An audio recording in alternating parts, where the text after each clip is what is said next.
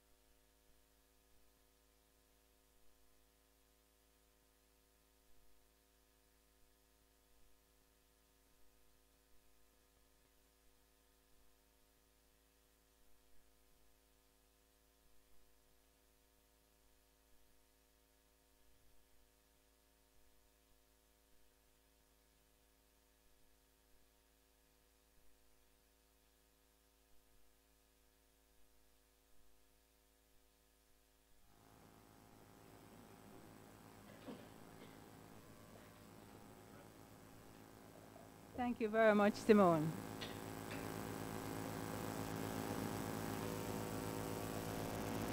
Good afternoon, everyone. Before I begin, the person who owns a white car, 2424 GC, the window on your passenger side is down, so maybe you'd want to just correct that. Chairman of the Board of GraceKennedy Limited, Professor Gordon Shirley. Chief Executive Officer of GraceKennedy Limited, Mr. Don Webby. Members of the Board of Directors of GraceKennedy Limited and the GraceKennedy Foundation.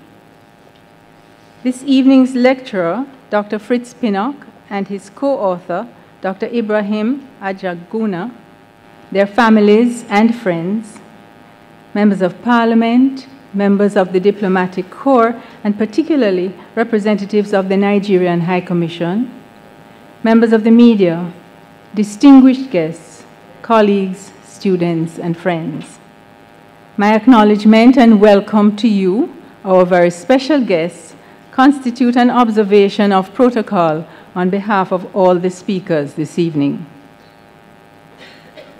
Caribbean pirates in the 17th century made Port Royal their home, and that city was considered to be, quote, the mercantile hub of the Caribbean and the most economically important English port in the Americas, unquote. This evening's lecture focuses on Jamaica's historic and continuing role in global shipping and the imminence for far more momentous developments. It is with pleasure, therefore, that I welcome you all this afternoon. This presentation has an urgency which many previous lecturers did not have, as Jamaica is currently caught up in an impassioned debate on the implications of the establishment of a global logistics hub in Jamaica, with many contending views being expressed. The Foundation is pleased to be partnering with the Caribbean Maritime Institute in this endeavor. While this is the first time that the Institute is participating in the lecture series, It has had a long and warm relationship with our parent company, which up to a decade ago had been an integral player in the shipping industry, contributing significantly to Jamaica's growth in this arena. As such, we extend a very special welcome not only to our authors, Drs. Pinnock and Ajaguna, but to the entire CMI contingent. We take this opportunity to express our pride in the outstanding reputation that the Institute enjoys globally for the quality of its graduates, which have been placed in industry worldwide. Welcome also to directors and staff of the Foundation and of our parent company, GraceKennedy, which consistently supports the efforts of the Foundation. There are several individuals and groups who have become loyal supporters of the lecture series. I can count on seeing them here every year. And they're here again this evening. We are very grateful for your dedication and the insight many of you bring to the discussion period. Significant members of this group are our secondary and tertiary students, their teachers and lecturers. Many of you have traveled many miles into Kingston, and we feel privileged by the effort that you have made to be here with us this afternoon. The audience has grown significantly over the past few years, and already this evening promises to surpass our previous numbers. So let me welcome all of you who are joining us for the first time. I can guarantee that this will not be your last as you experience the rigor of the research, the incisiveness of the analysis, and the erudition inherent in the presentation. For the very first time, we are streaming the lecture live from the Foundation's YouTube page. So special welcome to those members of the audience participating via the internet.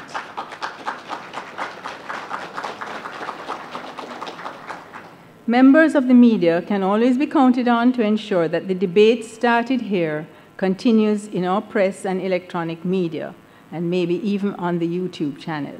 Welcome to you all. Thank you for joining us. We are confident that you will find the lecture interesting and thought-provoking, and we look forward to a lively and stimulating discussion period. I'll now call on Mr. James Solomon to introduce our lecturer, after which Dr. Pinnock will come and deliver the lecture for us.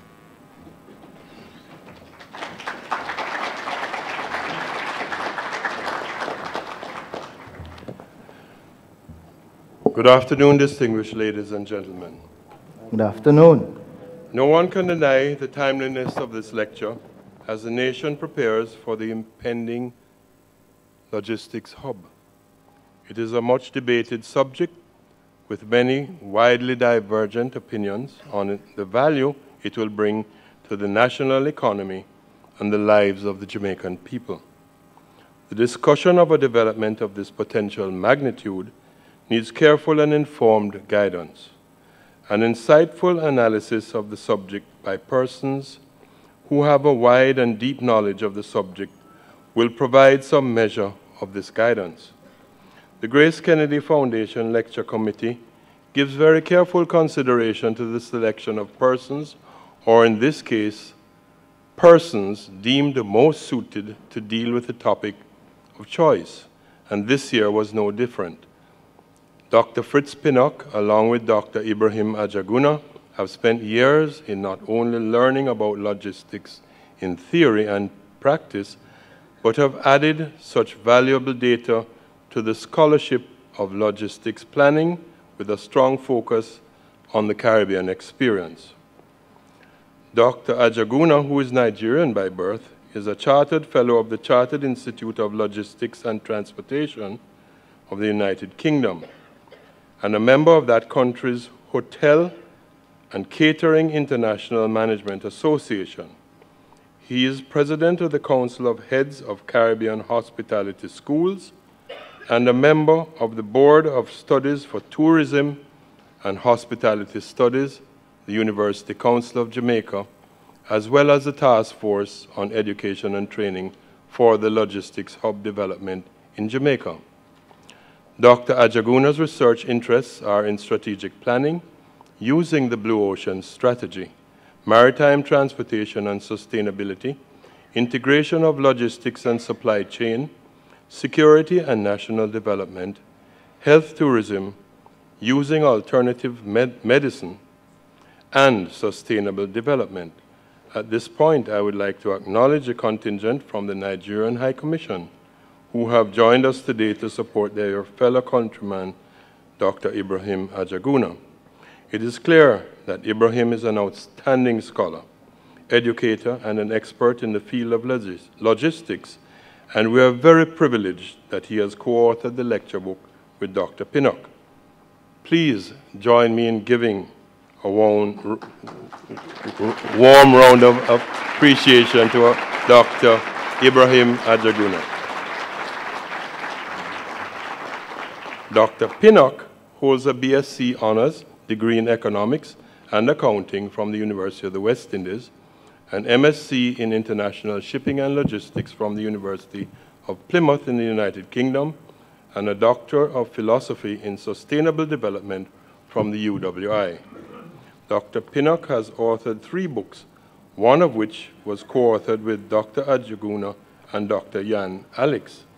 Maritime Terminal Operations and Management, published in Canada. Caribbean Cruise Tourism, Power Relations Among Stakeholders, 2012. LAP Lambert Academic Publishing in Germany. And Global Maritime Transportation Corridors, 2012. The Cefisil Foundation in France, co-authored with Dr. Jan Alex and Dr. Ibrahim Ajaguna, published in French, Spanish, and English. He has also published numerous academic peer-reviewed and industry articles, magazines, and journals worldwide. In multiple languages, including French, German, and Spanish, he is a contributing writer and columnist to the Caribbean Maritime Magazine, the leading shipping magazine published by the Caribbean Shipping Association, and has developed numerous course manuals. Dr. Pinnock is an international maritime and logistics consultant who has worked on numerous projects in collaboration with the Government of Canada, the International Development Bank, CARICOM, and many regional ports. He is highly regarded internationally for the value he brings to the field of logistics management and enjoys long-standing membership in the leading global institutions in the logistics arena. He has been a member of the British Institute of Management since 1991, the Institute of Logistics and Distribution Management, and has been a fellow of the Chartered Institute of Logistics Transport, United Kingdom, since 1993. He has been the Executive Director of the Caribbean Maritime Institute, the CMI, since 2006, and has continued to build on the reputation of excellence the CMI enjoys in the region and the global maritime industry. A committed Jamaican, he has consistently voiced his concern regarding the preparation of our youth through training to effectively fill the needs of a developing economy. His knowledge and experiences shared through membership on boards such as Heart Trust, National Training Agency, Board of Directors, and the National Apprenticeship Board. He is a special advisor to various governmental and non-governmental agencies and sits on several institutional, community, and sports-related boards, including serving as the chairman of the Jamaica Rowing Federation and chairman of the Associates Committee Port Management Association of the Caribbean. There is a popular Jamaican saying that when you want to truly know a man, you must speak to his neighbor. These people who know Dr. Pinnock best spoke very definitively about the type of human being he is when, on the basis of their reports, he was selected as the Jamaican Association for Administrative Professionals All-Island Boss of the Year 2013-2014. Help me welcome to the lectern this evening's GraceKennedy Foundation lecturer, Dr. Fritz Pinnock.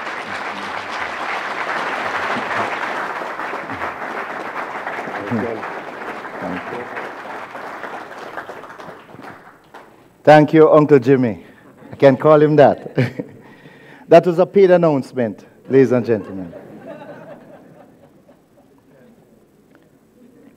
Distinguished ladies and gentlemen, I feel a little nervous. Prof. Shirley, why are you looking at me like that? All right, it's good. Prof. Riley, thank you. So, ladies and gentlemen, this feels like a continuation of Uncle Jimmy's lecture in 2012. Jamaica and GraceKennedy, Dreams Converging, Roads Diverging. I encourage you all to read this lecture. On the other lectures, they have been of excellent quality. Dr. Jaguna, I'd like you to stand, please, because I'm doing this on behalf of both of us. Just stand up for the audience, please. Thank you very much.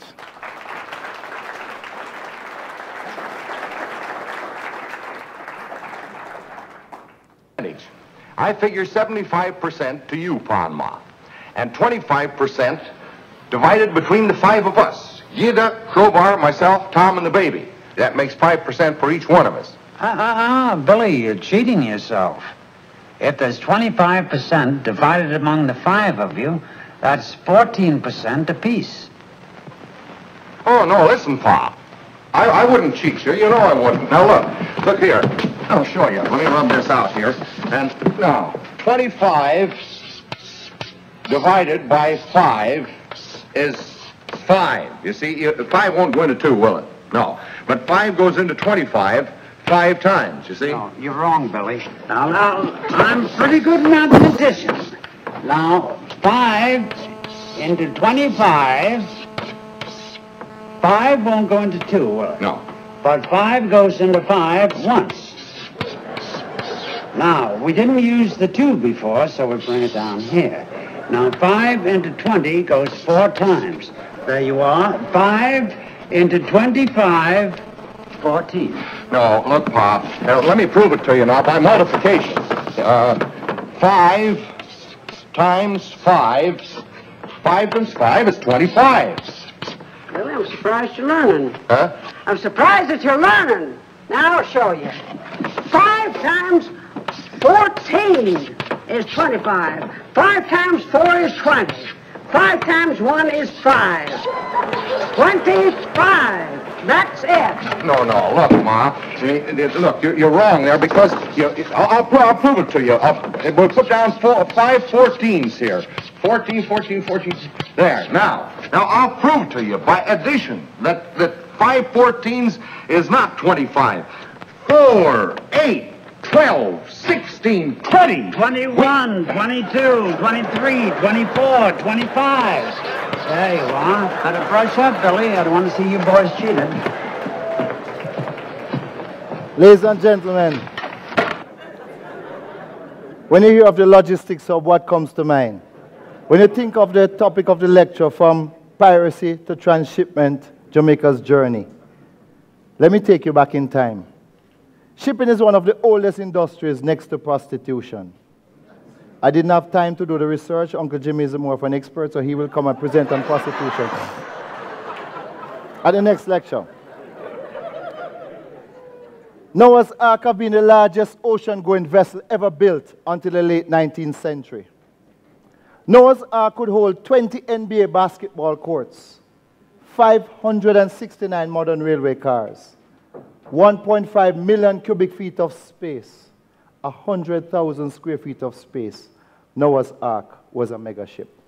If you look in the Bible, you will see the dimensions written there in Genesis, and I'll show you. But just to tell you that King Solomon built the first transshipment port.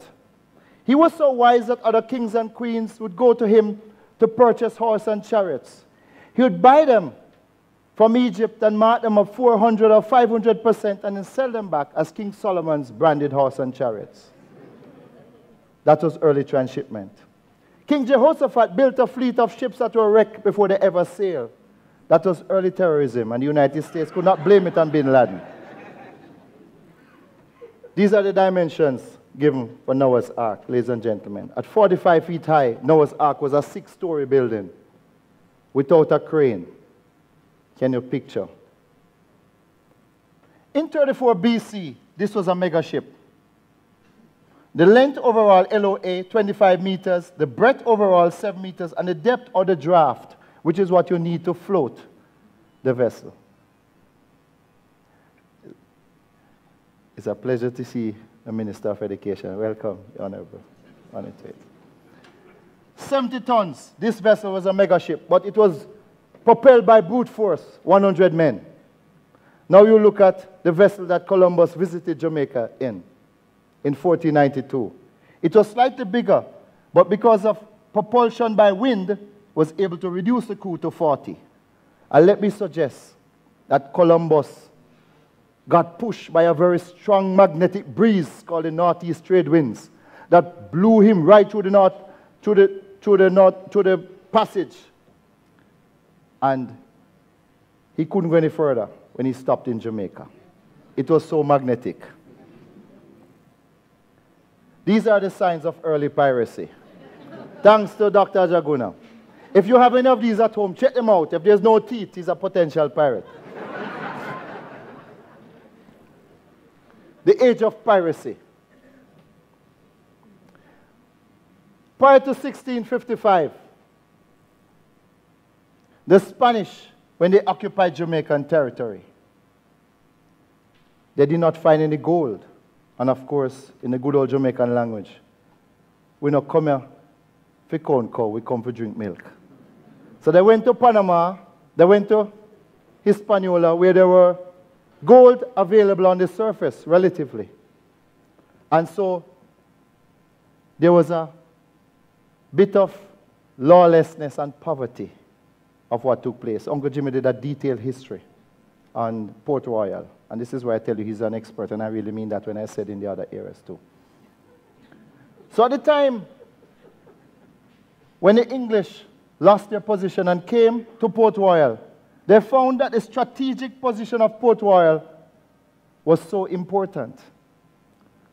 But after losing many opportunities to piracy, the king in England at the time summoned the then pirate Henry Morgan to execute him publicly in England.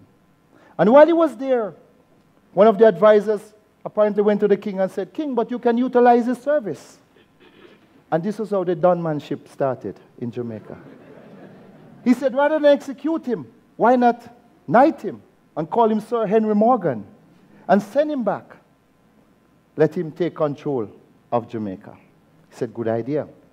But if we knight him, we cannot call him a pirate. We have to find a nice name for him, a sexier name. Like how you'd call a garbage man a sanitation engineer, you know? So he said, let's call him a privateer or a buccaneer. That sounds good. So he said to Henry Morgan, prepare your strategic plan. Henry Morgan, what he did, he said, let's invite all the brethren of the coast, all the other thieves and pirates. Let them gather at Port Royal. But ladies and gentlemen, let me suggest to you that piracy had a lot of rules. In fact, on some ships, no women were allowed. No smoking were allowed. The rules were very strict. And at that time, Port Royal developed as a mercantile capital. And in fact, it was the largest city in the New World. Boston was second to Port Royal. While Boston had 6,000 people, Port Royal had 10,000. In a 51-acre strip of land, there was over 2,000 buildings, with the largest concentration of 4-story buildings in the world. 600 4-story buildings in that place. Can you picture that? While the rest of the world was using barter system, Port Royal was using coins. A brothel room in Port Royal was 3 times more expensive than that in High Street, London. So, Paco, can you imagine that? So, Port Royal was a developed city. That was when Jamaica shone. And we know what happened in 1692 when the earthquake came, 2/3 of the island. And in fact, piracy was the colonial version of investment banking. Those riches could not be sent by Western Union at the time. So they had to take the ship. So you see the benefit of Western Union now. Give it up for GraceKennedy.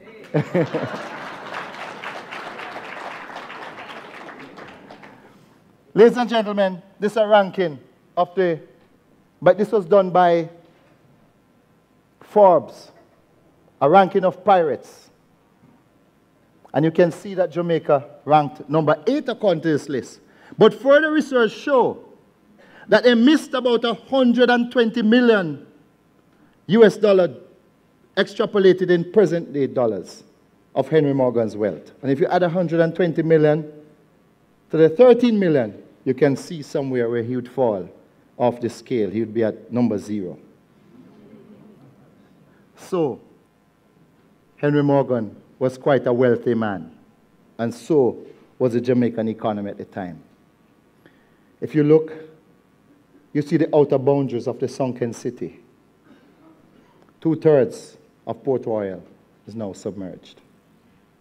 This is just a mock-up of what the city looked like before, prior to. Ladies and gentlemen, let's move forward. We have the second oldest railway in the world, next to that in the UK. We got trains before the United States. We have no reason to be poor.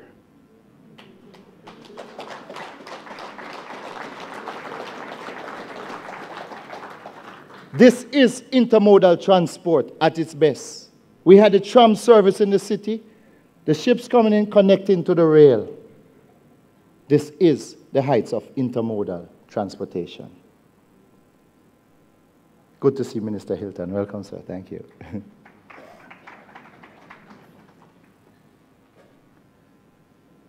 These are the early days.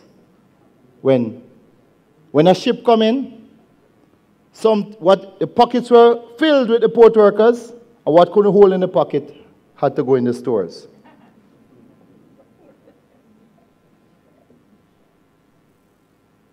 This is a plan of downtown Kingston. These are the finger piers.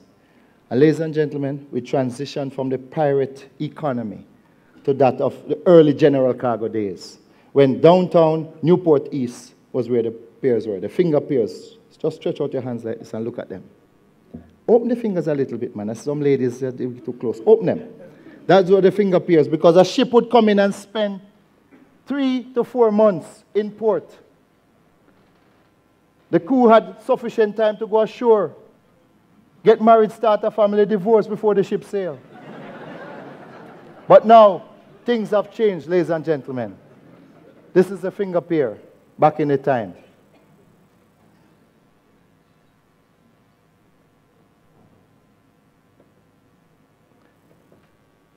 And there was a major shift in industry when the box was invented, that container. In 1956, that connected the different modes of transport, that shuts the eyes out of containers. And at that time, the port shifted from Newport East to the start of Newport West.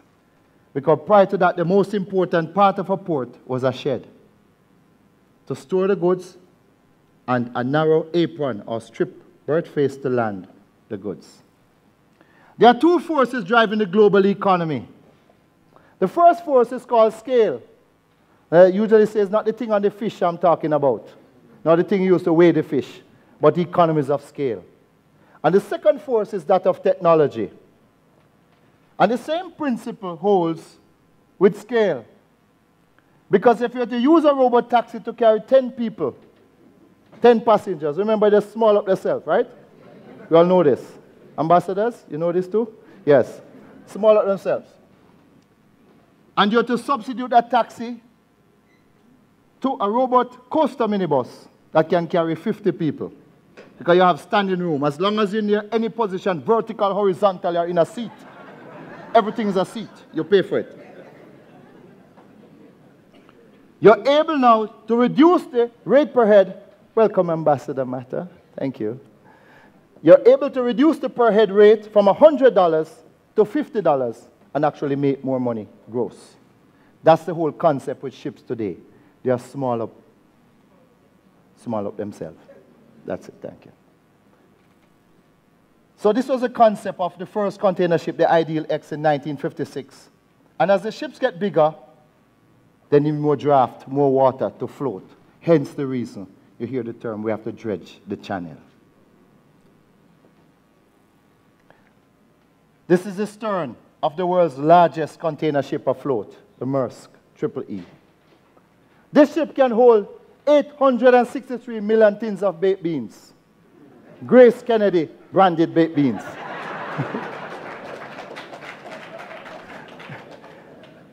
This ship can hold 8 Eiffel Towers or 36,000 motor cars. 36,000 motor cars. Do you have any parking lots that can hold that in Jamaica?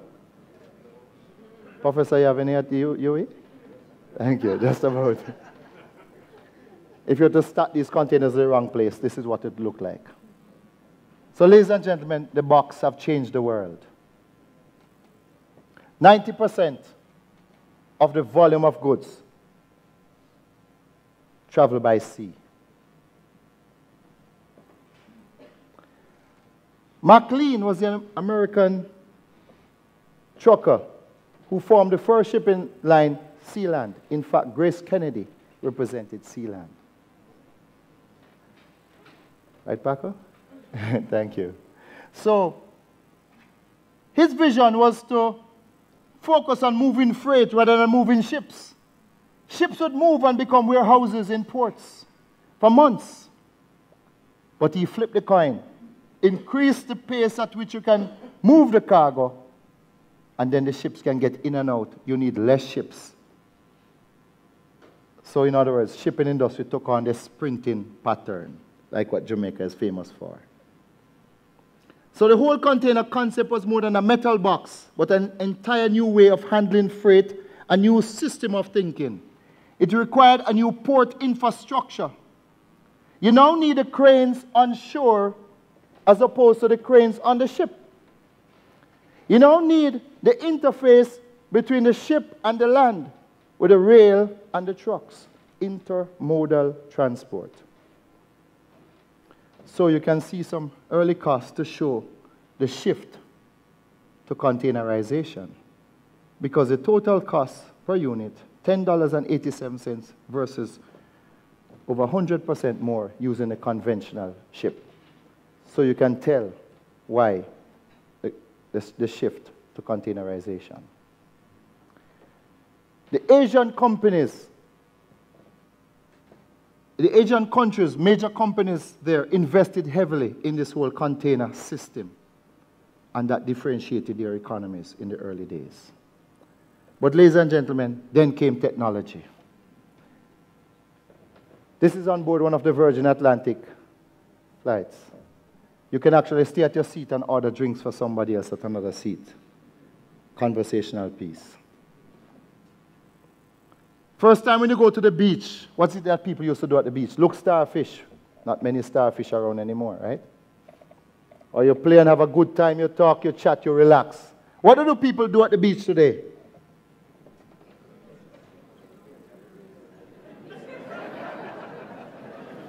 Technology have changed the way.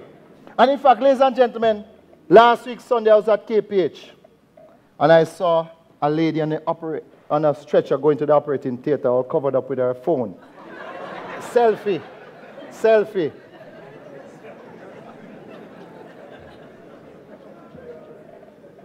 Ladies and gentlemen, the cruising industry. We're a major cruise player. But we have to relook how we operate and position in this industry. In this industry, in the Caribbean, we get 50% of the volume of passengers and less than 5% of the gross revenues. We cannot change this by talking. We have to change this by doing. And I want to commend Professor Shirley in his other capacity at the Port Authority for the great strides that you're making, sir, in helping to add greater value. This industry is unique in that if the shipping lines don't like what you're saying, like little boys playing, they can take up their marbles and go elsewhere. You cannot do it to the hotel. So this industry has great opportunity. The challenges that we face, they can be deemed great opportunities if we can look at greater linkages. And this is what I'm saying. This industry currently, 70% leakage is coming out of the... In other words, every dollar spent, 70% goes back to the ship. They are doing great business. We have to now improve and change our strategy.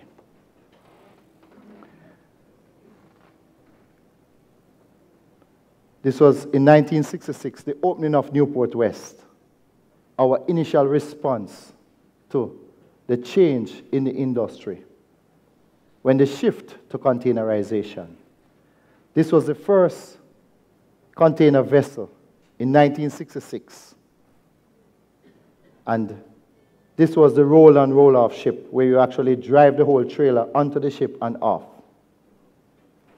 This was the introduction. Then the pace of technology started to grow very rapidly. And we can see the shift here. These are the sheds at Kingston Wharves, because then that was the most valuable part, one of the most valuable assets, to get the goods quickly into the shed and to store it close to the ship where you can load the ship as fast. And you can see the transition now, where Kingston Wharf itself transitioning to containers through the mobile harbor cranes, the Gotwal.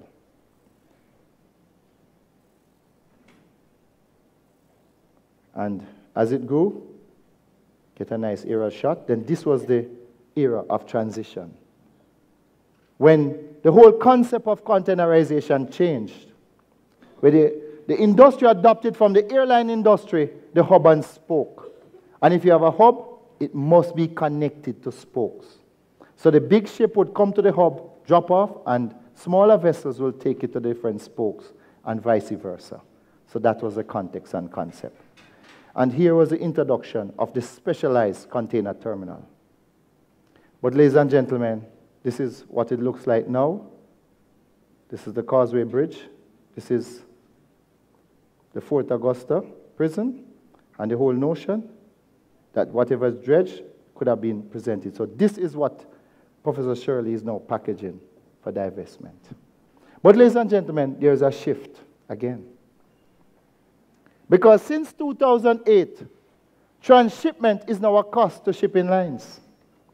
9 out of every 10 containers that passes through a port, and not just our port, in the Caribbean, does not have matching exports. So, as the margins get tighter, I see Mr. Ishmael here, who used to run his ships. Thank you, sir. Right, as the margins get tighter, there's a greater push to get two-way cargo. So in fact, when you look at the trade of Panama, Panama has 3.5 million people, but they're generating 300,000 domestic containers. The small ones are called TEU, 20-foot equivalent unit. So 300,000 TEUs are 300,000 20-foot equivalent unit of domestic cargo, what you consume per year. Sorry, export cargo, not that's domestic, export. Jamaica, we're at roughly 100,000, the domestic aspect, what comes here for consumption. The other 90%, or 9 out of every 10, goes for transshipment. Colombia, on the other hand,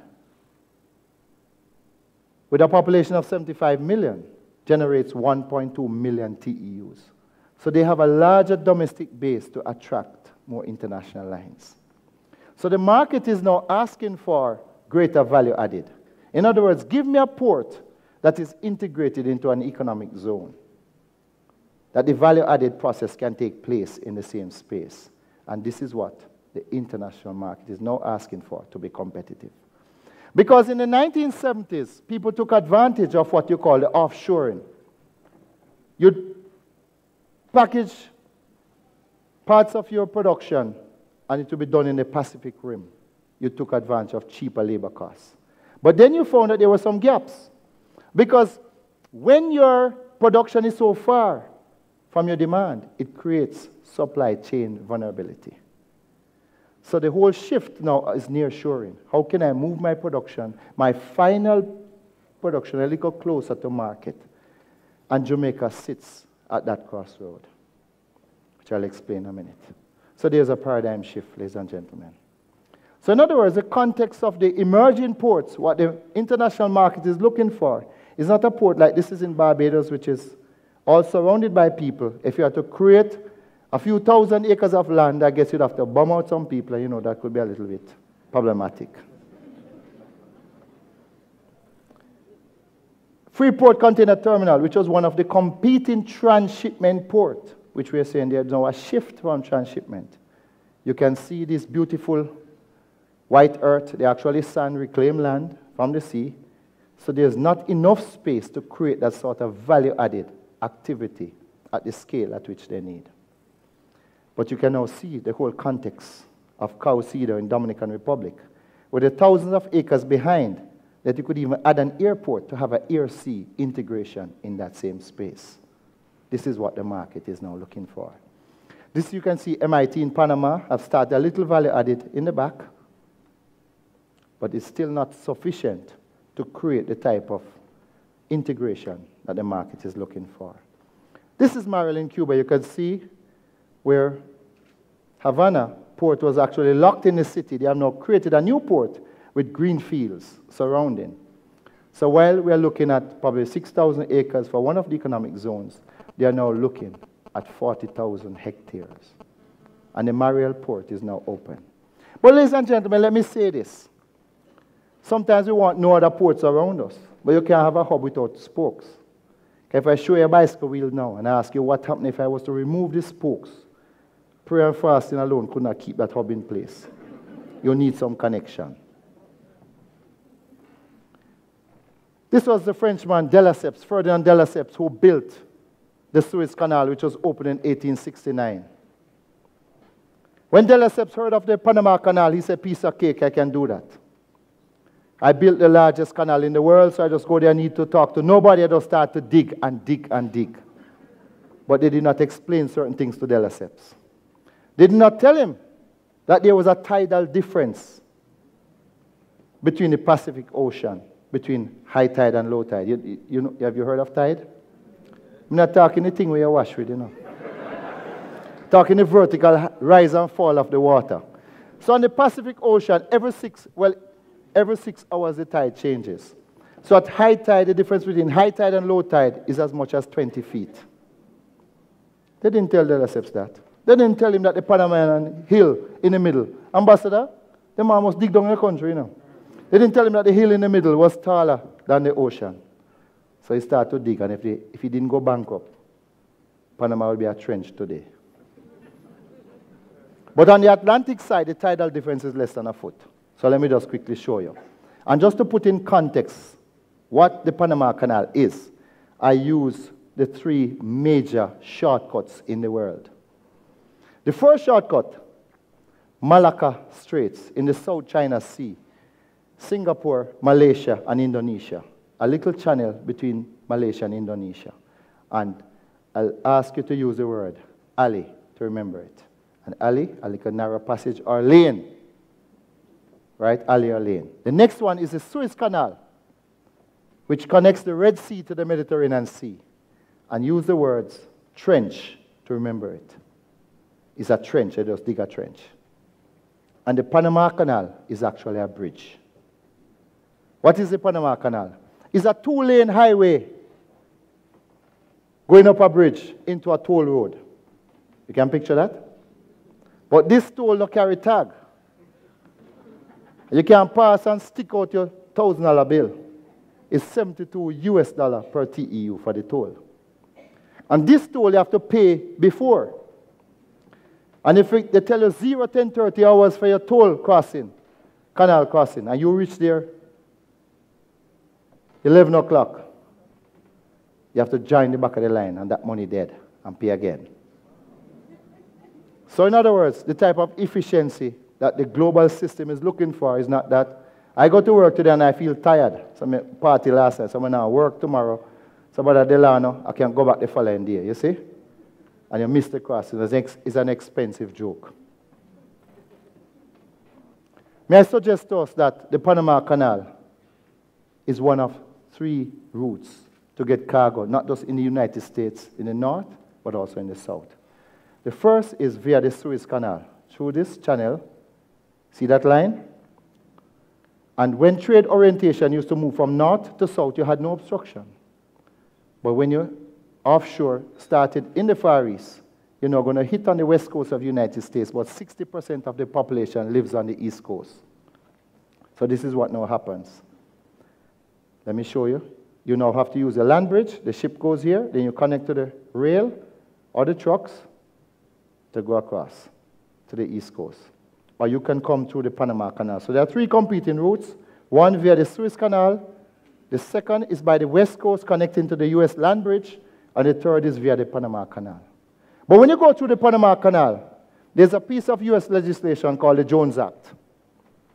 And the Jones Act restricts a vessel that is not registered in the United States and crewed in the United States to transship cargo over more than one port. That gave rise to the whole transshipment concept.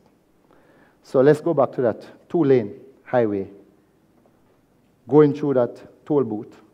When you go through the toll booth, you're going to see a house in the middle of the highway. That is how Jamaica is. When you come through the Panama Canal, you have to be an expert navigator to maneuver out of Jamaica. And if you look around our coastlines, not many navigators have been that expert. We have one of the largest collection of wreck ships around our coastline. To tell you how centrally located we are. But location by itself cannot do it. So ladies and gentlemen, just to show you the shortcut. This is it. To get from the east coast to the west coast, if you did not use the Panama Canal, you're looking at a distance of 21,000 kilometers. Versus the Panama Canal, which is 8,000 kilometers. So you can see the value of the toll and the shortcut. So they're changing the configuration of the Panama Canal from this two-lane highway going up the bridge to adding a third lane. And that third lane is 3 times bigger than any of the existing 2 lanes. You get the picture. That is what it is. That's all. So don't make nobody blind with science. That's all it is. So we say it's a bridge, right? So Puff Shirley like to describe it as an escalator. Same thing, you go on it and it lifts you up.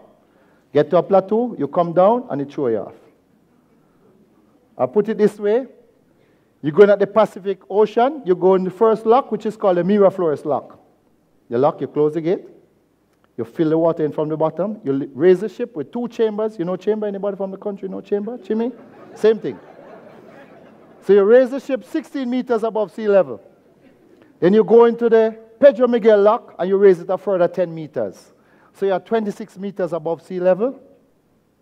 Then you sail through the Gatun Lake and you can see they have flooded the Panama Mountain. Hello? They had to do a little bit of damage to the environment. That was one of the offsets they had to do. And then you go into the Gatun lock, you lower it, and out on the sea. So you actually take the vessel up 86 feet above sea level, down and out again. So in this reconfiguration, they did compensatory things. Panama requires 200 million liters of water to put one ship through the canal. Fresh water, so they rely on rainfall every day. So part of creating this third lane, nice music, part of creating this third lane, they are now added 600 hectares of new rainforest. 600 hectares of new rainforest. Ladies and gentlemen, this is the Suez Canal, the trench. So you can see the difference. The Panama Canal is a bridge, the Suez Canal a trench, the Malacca Strait is an alley. So you can put in perspective what happens. This is Vernon Field. Vernon Field is 42 kilometers from Goat Island. And right now, our runways are short. At Norman Manley, we have about 10,000 feet of runway. And you heard the Prime Minister's announcement. In Montego Bay, we'll be adding another 450 meters. It will still just about 10,000 feet. And you need 14,000 feet to land comfortable. The A380 and the big aircrafts. So this holds potential, ladies and gentlemen, for a potential economic zone. So this is the kid, the little Goat Island, and the big one, which is Big Goat Island. But ladies and gentlemen, there's an established port here already. And the whole prospect with development is in life you get what you negotiate, not what you deserve. So when a project comes on the table for development, we can look at it. The logistics hub, ladies and gentlemen, is a concept of development that incorporates multiple economic zones. So Goat Island is not the logistics hub. And let me just point this out clearly. This is the whole concept of the London Gateway project, $7.8 billion. Well, before you add the overrun, more expensive than the Panama Canal expansion project. This is now open. And the Dubai, one of the Dubai economic zone. You can see the level of integration. And this is the whole country of Singapore with the integration of the economic zones, which is now formed the logistics hub. Let me just show you this quickly.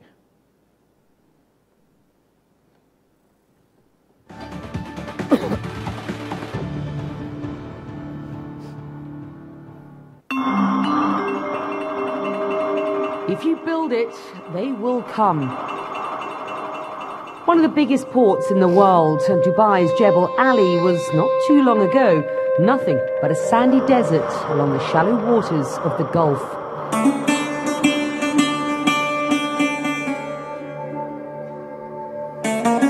As Dubai rapidly developed, its ruler, Rashid bin Zayed Al Maktoum, had a vision, a port that would ensure future prosperity for the emirate. In 1976, the first dredger began to eat its way across the sand dunes, and the sea began to flow into the desert. The port of Jebel Ali was born. Captain Hassan Al-Suwadi has worked here for nearly 30 years, witnessing its transformation from provincial port to global gateway. This was in the middle of the desert, or you can say a few kilometers away from the beach with the sand. So it's amazing. What are the biggest challenges? Biggest challenges is now, as the industry, the vessels becoming bigger and bigger. So we have to cope for these large vessels, huge vessels. We are talking about vessels of around 400 meters. Bigger ships bring in bigger profits, and Jebel Ali currently fuels 20% of Dubai's GDP. The port, which could handle 70 to 80 ships when it was first built, can now receive 16,000 vessels a year and counting. The work's going on behind me of the expansion of Terminal 2.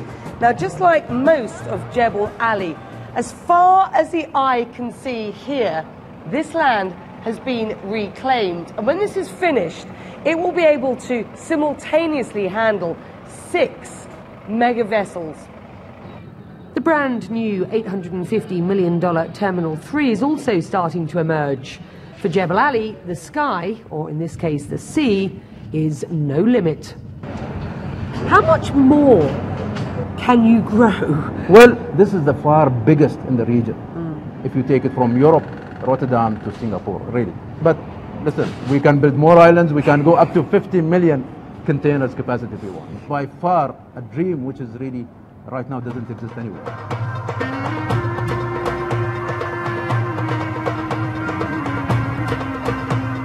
A dream that for Hassan is well on its way to becoming reality. The faster we're going, the more Dubai as a whole will become like a piece of art within the Middle East, maybe worldwide also. So that gives me a great feeling. Sense of pride. Yes.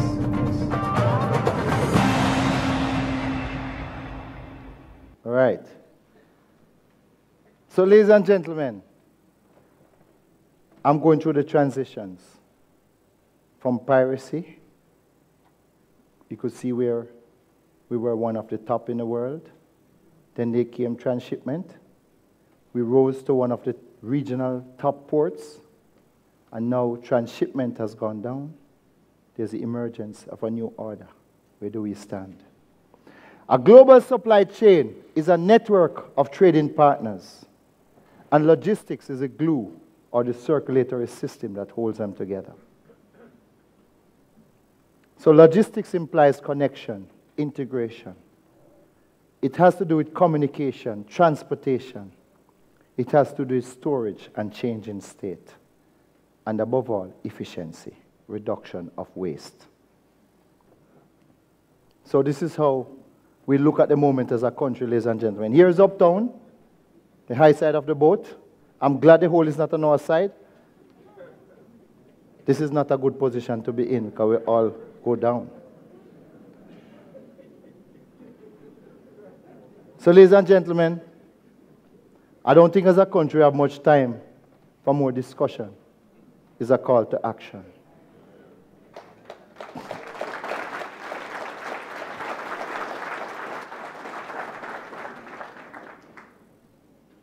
So logistics date back over 5,000 years. The Great Pyramid, not the Pyramid of Gully, was more than 146 meters high, 17 stories, without a crane. The average stone weighing 50 tons, 6,000 tons of material with that precision. That involved logistics. Napoleon appointed the first logistics officer, Logistico. And at the time he recognized that logistics was so important to his strategy, just as important as the ammunition. And his approach, his concept was war feeding war. When you go to war, you eat the people's food. The Russians say, oh yeah, we have a better strategy. We now have the scorched earth policy. So we won't go behind you, we go ahead of you. Burn the city, poison the water, and then we drive you in. So he who have the best logistics win the war. In the 1940s, the concept of logistics was transferred from the military to the business world. And not because you say good morning, thank you, please. You're in a war. Because if you decide to open a roast yam business, and you have half pound of roast yam and you advertise all over the place, and 300 people gather and say each of them want half pound of roast yam. They won't wait for you to go and plant the yam and come back. So it's a message to us as a country. We can no longer just be samples. We have to now think the logistics behind our production. Let's learn from GraceKennedy, who have taken it internationally and have done it well.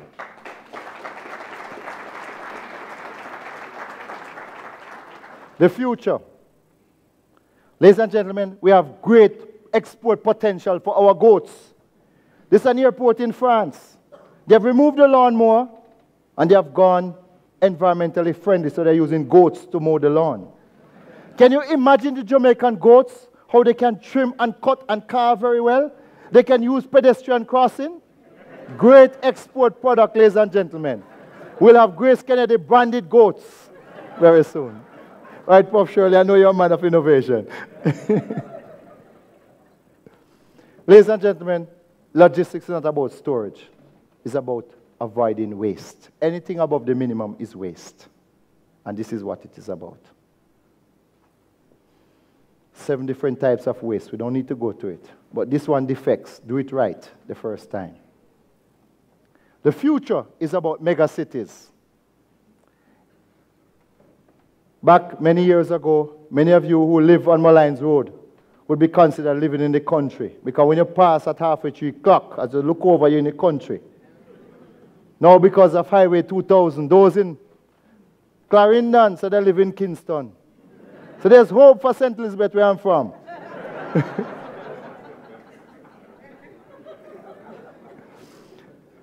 So, ladies and gentlemen, social networking have changed the world. One of the examples I use, every minute of the day, Google receives over 2 million searches, Apple over 47,000 downloads. I met a young lady, and I use the example, about 3 months ago on a flight, and she gave me a business card. She was Vice President, Chief Listening Officer. Vice President, Chief Listening Officer. Mr. Webby, I'm sure you'll create a position like that soon. And I couldn't help but ask her, excuse me, ma'am, I don't mean to be rude, but what is it that you do? You're fast in people's business? She said, no, my job is to monitor the social networks and see what customers are saying about the business. So it's no longer in your storefront. It's no longer on your fancy website where you put how good you are. It will be on the social media. How do we infiltrate that space? That's a new space where business are being conducted.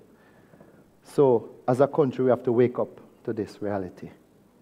This is where we now have to look. Ladies and gentlemen, in 2005, it was about sending a text. In 2013, selfie, videos. World have changed. 90 minutes to answer an email, 90 seconds to respond to a text message. So by next year, that mobile device would have taken over the use of personal computers. So you notice the phones are getting bigger. It's all about branding. You notice the cars. The only thing that has gotten bigger is the car key. Hello, that's the brand. If you buy a Mercedes or a BMW, you can hardly hold the key now.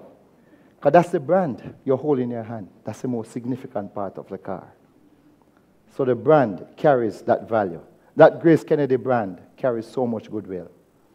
And I can tell you, I'm so impressed working with the GraceKennedy Foundation, both myself and Dr. Jaguna. Very, very professional, Uncle Jimmy. Madam Elsie, you have a great team. I'd like to commend them. So the future, ladies and gentlemen, the future doesn't lie in the job, but the people holding the job. Let me share this with you. I have a neighbor, has 2 master's degrees, 2 bachelor's degrees, multiple professional certification. One evening he came home and he called me up. Not my immediate neighbor, but I just disguised his identity. And he said, can you imagine? Today they tried to give me something at work to do, which is not on my job description. When him take out his job description and throw it on as a seat there, when we look on it, it's yellow. Long time of it. Old. I know fool it crease to my word and rub out. So see there, someone say, where you do? I go to my union man and I sort them out. Sign a month after that, I say, what happened? Why them let me go, you know? I said, if I keep the job description. So being a good neighbor, the boy came to me, and about 2 months after, I saw a friend of mine advertise a position in the paper. I called him and I said, can I send a CV to you, one of my neighbors? Interview him to see if he has the qualities that you're looking for. So my neighbor got home, he called me the evening. I said, how's the interview? Good, man. So I said, what happened? I said, well, when he asked me 2 questions, I just stand up and say, hold on, no, shut up. I don't saw it go. Someone said, where you do? I sort them out. Someone said, what happened after? Nobody asked me no more questions. Then I said, what happened? They said, we'll call you, don't call us. So ladies and gentlemen, that attitude of entitlement which we have as a people, we have to review it.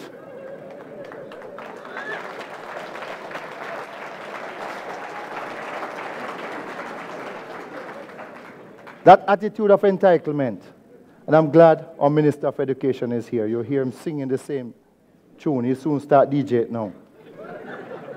And ladies and gentlemen, we have to wake up and realize that international companies coming here, it is like us going abroad to look a job. It's about our certification and our competence. The degrees are good and are important, but within them, package some skills. Package some attitude inside here.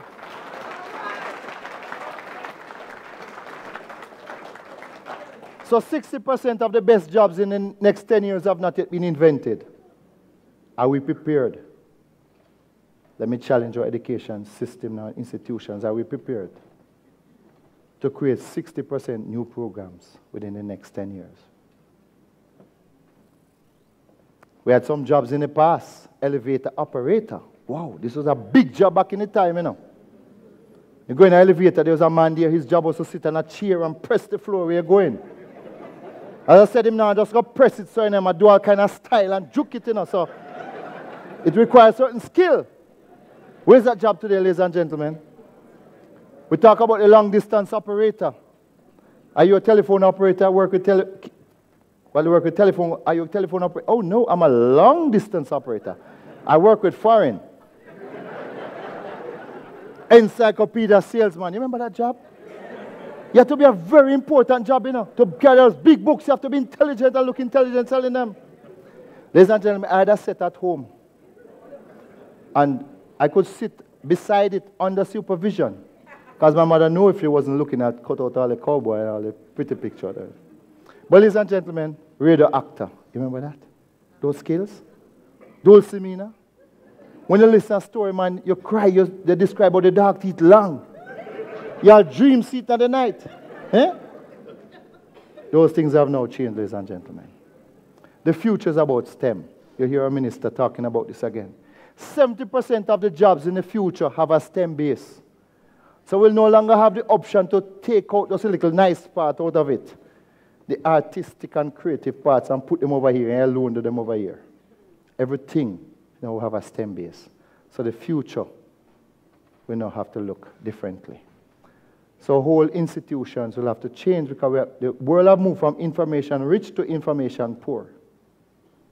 From information poor to information rich, fierce competition, and new intelligences. It's no longer you sitting and you can sort all the parts of a car engine and tell us them and describe them without understanding the function of a car and how to repair it. Group intelligence. That's what we have to look at the future. So, ladies and gentlemen, the top 10 most difficult jobs to fill, skills trades. Let me suggest to you that by being a doctor, you have a skill. So it's no longer a lowly word where you tend to look at some position and say they are skill. Within every profession, you can. If you are trained to work in an office and you're an accountant, a chartered accountant, you have a skill. So we have to know, what skill do we bring? The anything thing can't work in the future. We can't carry it in this dispensation to make a difference. It does not add value.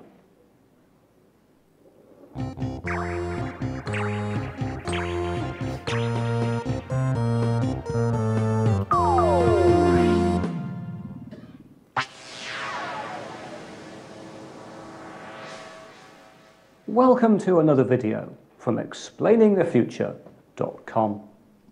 Today, some people have jobs such as web designer that would have been difficult to even explain to people 20 years ago.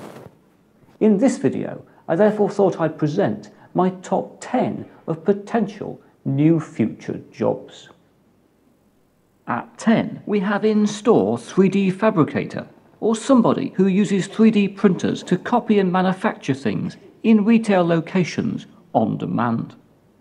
At 9, we next have domestic robotician, or somebody who supplies and maintains robots that can help out in the home. Talking of which, at 8, we have AI trainer, or somebody who helps young artificial intelligences to understand the world and to become sentient.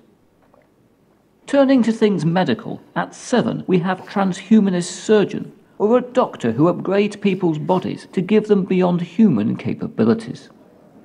Closely related at 6, we then have nanobot immune system augmenter, or somebody who cures disease or otherwise improves people's health by introducing nanobots into their bloodstream. In a similar vein, at 5 comes human DNA programmer, or somebody who cures disease or otherwise alters the human body by reprogramming a patient's DNA. As a final medical entry, at 4 we then have cosmetic bioprinter, or somebody who makes people look younger or otherwise changes their appearance by removing existing flesh and bioprinting on new skin. Turning to future food production, at 3 we have vertical farmer, or somebody who raises crops and rears animals in skyscrapers in the middle of cities.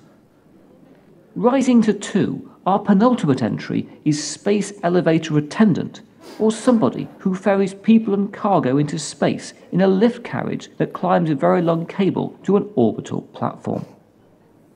And finally at 1, we have climate engineer, or somebody who uses geoengineering to control global warming by constructing solar sails to shade the Earth, building greenhouse gas filtration plants, or introducing algae into the oceans. So, ladies and gentlemen, we see where World has shifted from elevator attendant to now looking at space elevator attendant. So the future will be complex about careers, will be a portfolio of micro careers. Are we ready for this, ladies and gentlemen? Are we ready for this? Our thinking have to change. So why I'm stressing this? Our greatest asset is not Go Thailand and our ports. Our greatest asset, our human resources.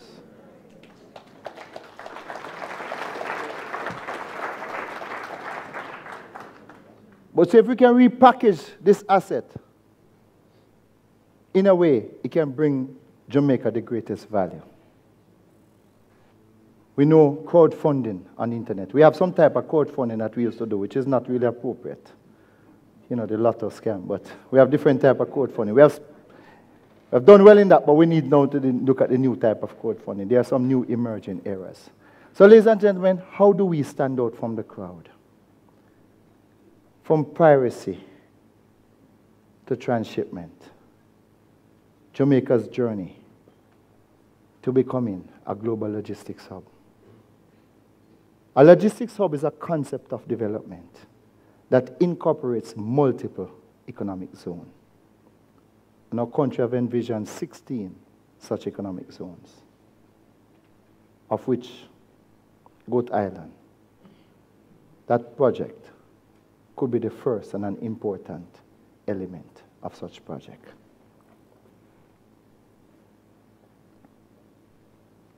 Sorry, what's happening here? Oh. So, ladies and gentlemen, it's no longer the common exam that the fish, the elephant, the bird, the monkey will do. The examiner is confused. For fair selection, everybody has to take the same exam. Please climb that tree. So the bird was the first in the tree, but he failed because he flew. He should have climbed. Everybody's a genius. But if you judge a fish by its ability to climb a tree, it will live its whole life believing it is stupid. Albert Einstein. Ladies and gentlemen, I thank you.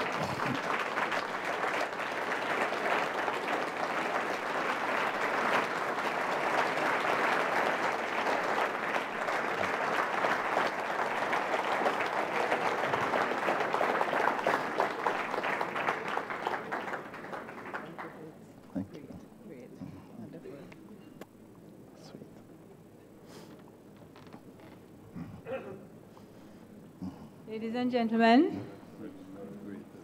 we've been informed, we've been enlightened, we've been entertained, and Dr. Pinnock has provoked thought, he has raised issues, and I think he has also stretched our imagination. This is the time when you get to ask him to share with you the questions that you have, the concerns which you may have, the thoughts which you may have, and especially for the young people, what has his speech today brought home to you in terms of your futures? We're going to have question time now, and I'm going to ask either Dr. Pinnock or Dr. Ajayuna Guna to respond. And we have our microphones set up, and what we'll do is we will ask the people who want to ask questions to come up. We'll take 4 questions at a time, and then we'll get the responses, and we'll continue along that vein. And we'll accommodate as many questions as our lecturers can take. I think that we would try for 8 to 10 questions. So please introduce yourself and ask your question. And as I say, we'll take 3 or 4 questions and then ask for a response. Fine. First person here.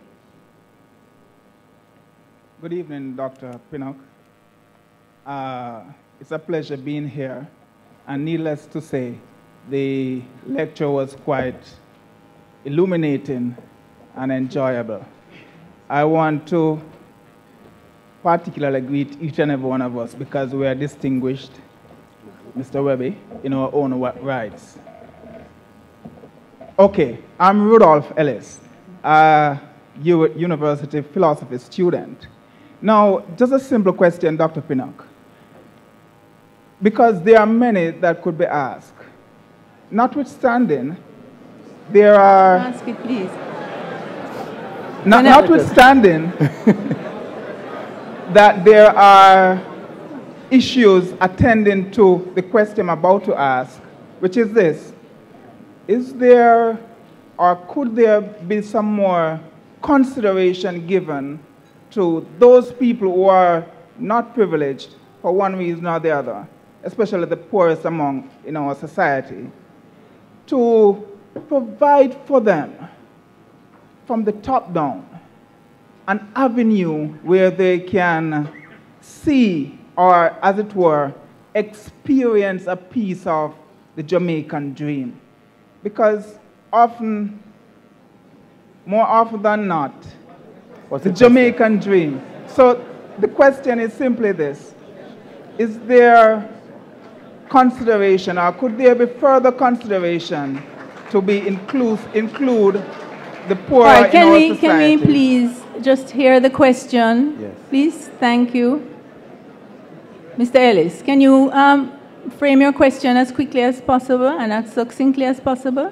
Could there be more consideration be extended to the poorest in our society who might not otherwise be privileged to benefits deriving from the transshipment or the hub in that respect? Provide them some opportunity. All right, thank you very much. Can I ask the questioners to come with their questions to state them quickly and as clearly and as succinctly as possible? Yeah. Right here. Mr. Jain? My name is Sushil Jain. I am a consultant. My question is, taking a specific example of a logistic hub, successful logistic hub, whether it is Rotterdam or Dubai or Singapore, can we get some statistics as to what kind of activities take place, how many people are employed there, how many of which type of skills people are employed, what kind of net revenue comes to those countries? Because what we hear so far in all education given and advertisements is that you will have this, that and the other, but there are no numbers, no details. These are just dreams. Second, very specific. Even if you don't have them now, you can release them as a part of education campaign later on.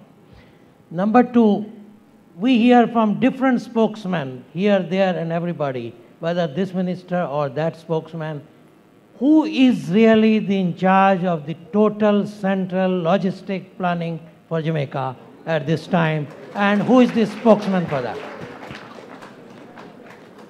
Thank you very much, Mr. Jain. Next questioner, next person. Dr. Pinnock. Yes. Just right here.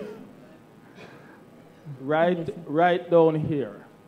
Yes, sir. Just to ask, Dr. Pinnock mentioned the establishment of 16 economic zones, and I would like to know what the projected cost of those zones would be, and where is it envisioned that the capital resources would come from.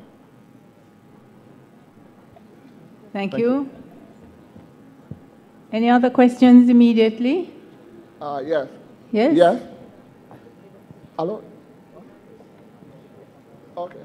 Yes. My question is, for Dubai and Singapore, is it the case that these countries are dictatorship, why decisions are made promptly to either do something or not do something? And in our case, we are here arguing over making a decision.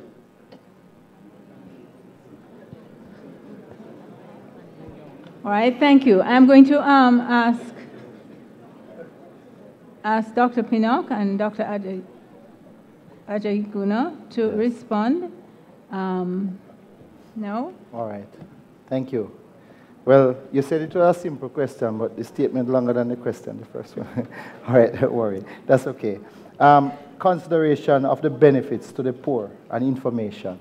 And in fact, this is why the Logistics 101 course was developed between the Ministry of Industry, Investment and Commerce, the Caribbean Maritime Institute. It's been endorsed by the Port Authority, the Ministry of Education, the Heart Trust NTA.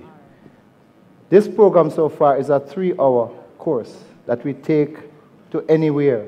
As long as you have a group, 30 people or more, we take it to you free of cost. So far, we have sensitized over 10,000 people. And that's our contribution. So for you, sir, which community you like, we can take it to you. Even to Pedro Keys. Because we have access to both, so we can go there to you if you want. That's the first one. So it's a dialogue. Well, ladies and gentlemen, let me just say this. The paradigm has shifted. This project will be driven by foreign direct investment. And I think this was made quite clear. Because under the IMF situation where it is right now, we cannot access more loan. So, by packaging the business, you would have seen in the news about the whole proposal with the Goat Island. The first economic zone that was packaged, which is now before Cabinet, is the Caymanas Economic Zone, which is the first project, 200 acres out of a 1,700 acre. That is there. The investors who have bid on this project, quite clear, sending a signal that Jamaica has some value. So if we don't see it, others have seen it. You'd have seen in the media where Professor Shirley have signaled that the port operators who have bid on this project are the largest in the world. So they would have seen some value in Jamaica. But ladies and gentlemen, we start to kill the project before it starts. And we understand we're enthusiastic people. But as I said in the lecture, we get what we negotiate in life, not what we deserve. So, and I'm afraid that people that are coming to set up their project is not, you're Jamaican, so we're going to take you. But you are skilled and qualified Jamaican, so we'll take you. So if you notice, the focus on the lecture had to do with that change, that attitude and mind change. That rights culture has to go. Ladies and gentlemen, it cannot help us in the future. So we can't sit on the corner and complain. We can do something about it. Let's make that change within me. The second one, so Barry, what type of jobs? No, what types of jobs? Oh my gosh, who wrote this? And statistics. Right, in another logistics hub that we can draw on. It depends on the type of industries that we attract. Because different hubs tend to have a specialize in different type of industries. It all depends what we attract. And naturally, maybe some of the industries that will be attracted to are the ones right now that are not so high energy driven, because we know we have a challenge with our energy costs right now, which we are looking at. So it's difficult to give a prescription because a logistics hub is a complex project. And if there was a clear prescription to say that the government could say do this or do that, but I'm sure members of the government are here. Projects have been presented to Cabinet. They are confidential projects. They cannot be disclosed to the public until that appropriate time where the private investors can now reveal their project. But ladies and gentlemen, the entrepreneurial spirit among us can see opportunities and move on it. Right. About the Dubai and Singapore with the dictatorship and why. Ladies and gentlemen, our ability to reason and rationalize is a strength and a weakness. But for 40 years, we're at a place where we now have a debt to GDP ratio, 140 to 1, And if you strip down at $1, probably 30 cents are money we collect from abroad from people and put it there and say it's earnings. So we're in a position, ladies and gentlemen, we have no more room for discussion, but action. It's a time for action. The economy, the countries are structured differently. Jamaica has an opportunity, and a timely opportunity, because I said the whole concept of nearshoring, that shifting, where countries are looking for centers close to the US. We talk about the location of Jamaica coming through the Panama Canal. Our English-speaking base, because this was one of the challenges with offshoring. When the goods would go to the distant lands, and you find that there are time zone difference, when you had to make changes to your production plan, it was difficult to communicate these changes. By virtue of us being English-speaking, we have certain inherent strengths that we can capitalize on, ladies and gentlemen. We have some weaknesses, but if you focus on your weakness, you never overcome them. We have to look to your strengths. All right, thank you. Yes, sorry, yes. If I may add a little spin to what Dr. Pinnock has just said. I think one of the things I have discovered in this country is that we do too much talking.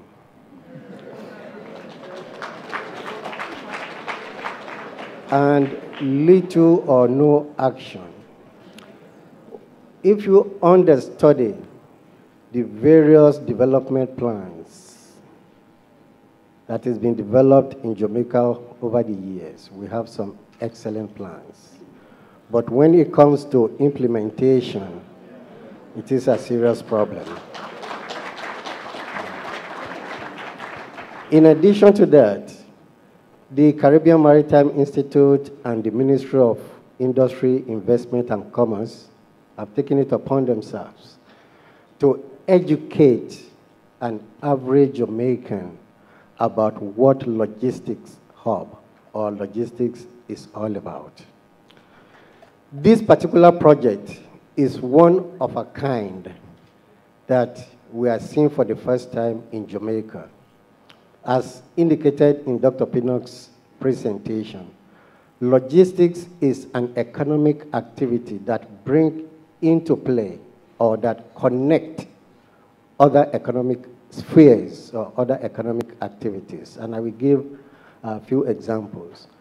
Our question is asked of Dubai.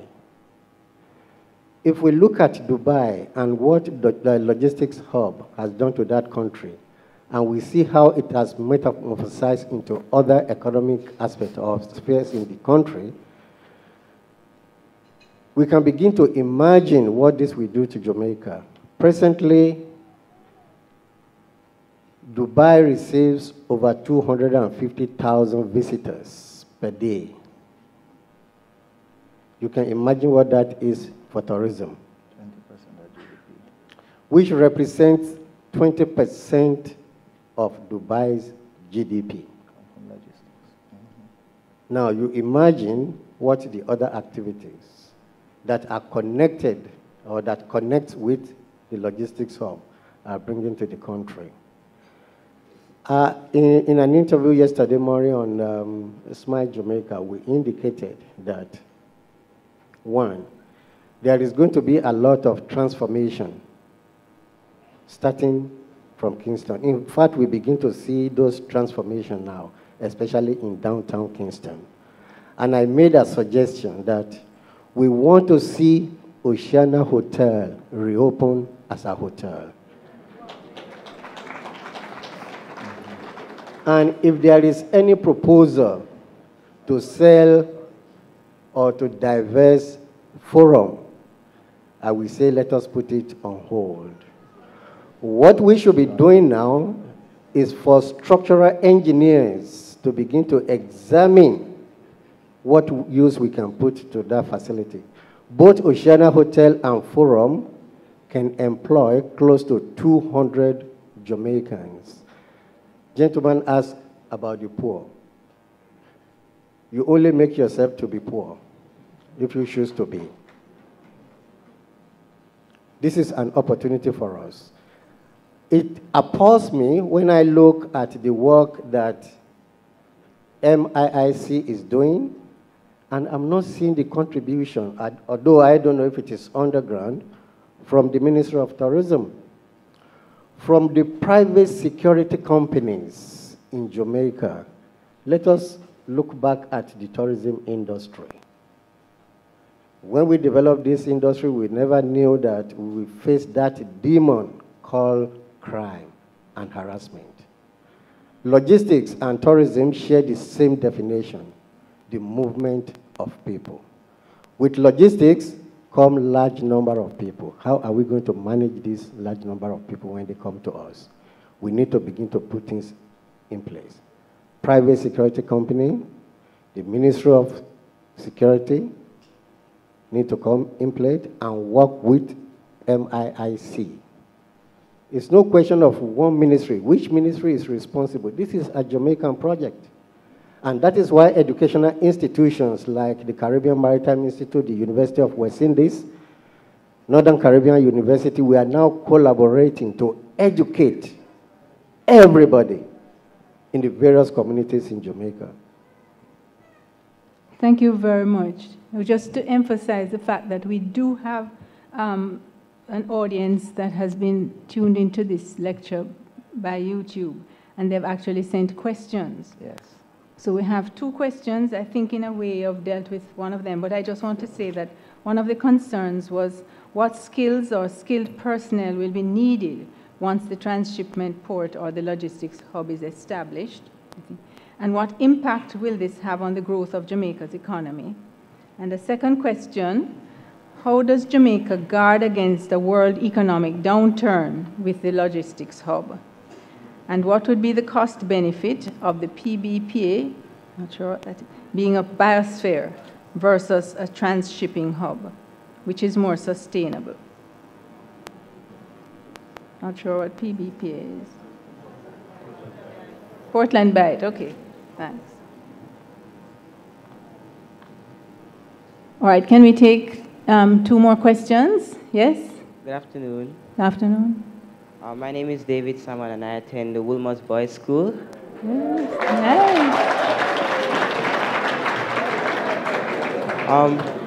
Dr. Pinnock, in your edifying lecture, you emphasized the importance of education in these futuristic careers. Do you agree with a revision of the education system which better encourages the creativity of students in this future logistics hub? Thank you.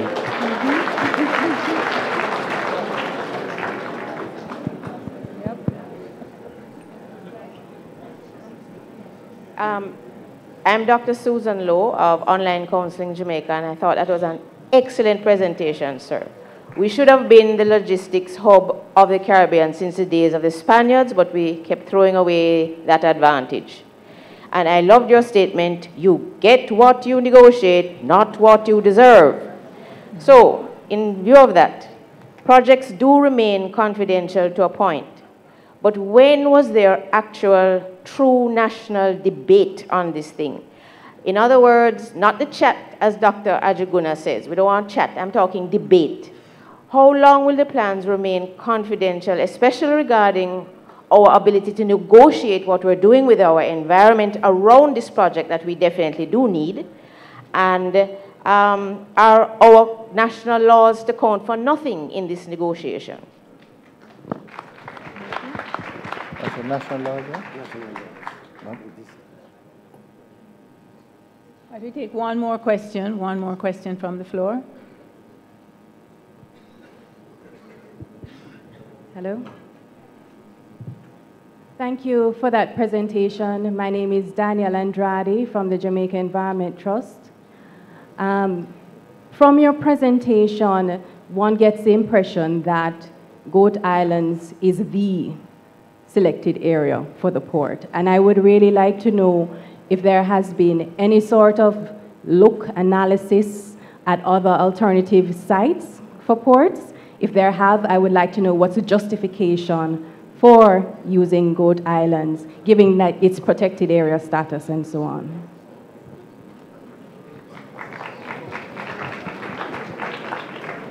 All right, we'll get the responses now. Hello. Sorry. Yes, sorry. Yes, Dr. Sangster. Dr. Pinnock, greetings, sir. Yes, sir. Ladies and gentlemen. You mentioned foreign direct investment. That means that the Chinese have waved $1.5 billion in front of us. We are basically potentially doing the same, making the same mistake that we've made with the bauxite industry. What do I mean by that? The bauxite industry, we sell bauxite digging from the ground and it's shipping abroad. But Jamaica has not invested in the plant, in the business, so that in fact, when one of the plants collapses, basically we have no background or backative. I'm saying that there should be some clear Jamaican participation in the investment. Otherwise, it's simply money coming in, and the Chinese will develop what they want to do. And when they're ready to leave, they can leave. We must participate specifically. That's what I'm saying, sir. Thank you. Thank you. Well, the first question looked at what skills persons will need. And I'm happy you started that way, because I thought I'd push the whole idea of skills, because skill sets are transferable. When you're trained for a job, when that job goes, you're finished. When you have skill sets in your package, I said good attitude. 70% of what employers are looking for, you didn't learn it at school. They're looking for your attitude, how punctual you are, how helpful. These are the type of things that count. And in fact, people will employ you without the skill and train you for it, as long as you have the right attitude. And let me say this, this has been one of the strengths of the Filipino worker in even the whole shipping industry. Philippines account for 20% of all the seafarers in the world.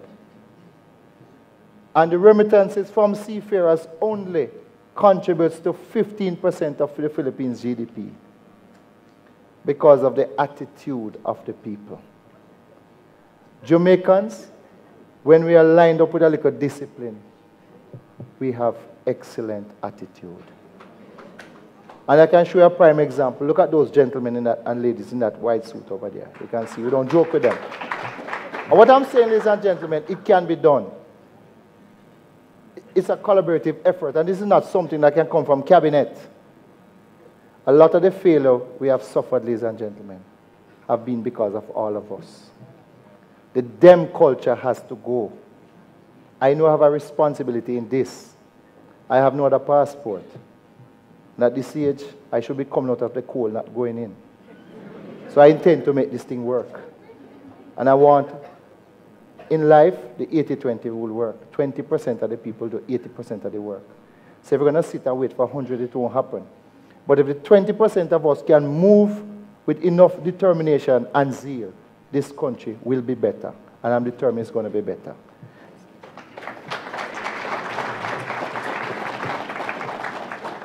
The impact on the Jamaica's economy. Let me use a simple example. When Alpart started the bauxite company in Nain, you have some people came from abroad. They start to set up the plant and say, boy, Nain hot in below sea level. They look up and see a nice hill, Mandeville. They went up there and start searching around for houses to rent. People say, what? Some people come looking houses to rent, US dollars. People start to build houses. Shopping centers start to go up. Cinemas, all type of industry, even backward industry, all kind of industry start to go up. And what happened? This was to support the development. Not too long, people from abroad, oh, we can retire in Mandeville, it's now an emerging town. Before you look, you have a city. That is what development can do. So you don't necessarily have to go work in a man's factory. By virtue of the opportunity, the spin-off. One of the richest men in the Silicon Valley did not make his money from the ICT industry. He made his money from selling food. So there are opportunities for us. These people need to go to school. They need different amenities, and you just think about it, and it multiplies. The cost benefit of Portland Bight. Ladies and gentlemen, it's a process. First, the project has to be on the table, because once I went on a program with Simon Koskill, and he was asking me to comment on the Goat Island situation. I said, Simon, with due respect, show me the proposal and I'll comment on it. But we can speculate from now till the sun comes to roost. Remember, investors don't have to come here. They have options. They don't have to come here. They're not doing us a favor. It's an opportunity, and it's a business opportunity, so it has to make sense for them.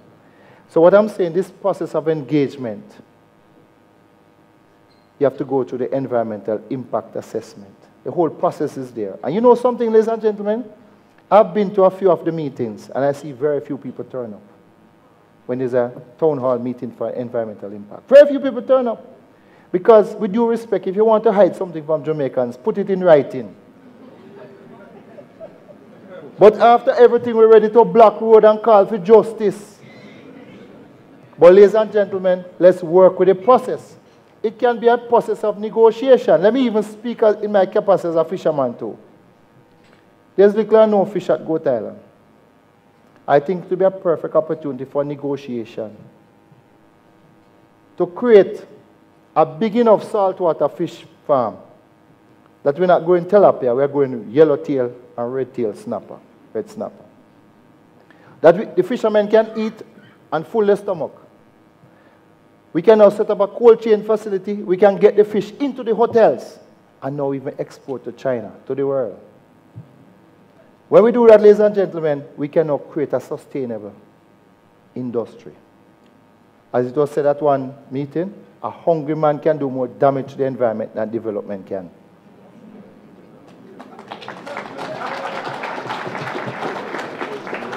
Yeah? Yes. The next, the education system to introduce creativity.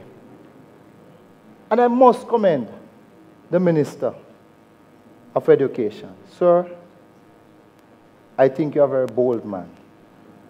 You have made some steps, and we are here to back you and to support the changes.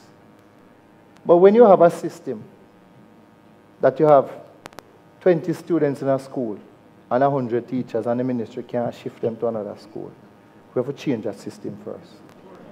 And this is what is now being addressed. But ladies and gentlemen, if you look at the change in the curriculum somewhat, you can see there's more room for creativity, more room for critical thinking. And these are the skills, not to say 2 1s, 2 2 2s, 4 2 3 6, and we can say good, but to understand how you apply it. That when you have 2 marbles and your last one, you only have 1 leaf.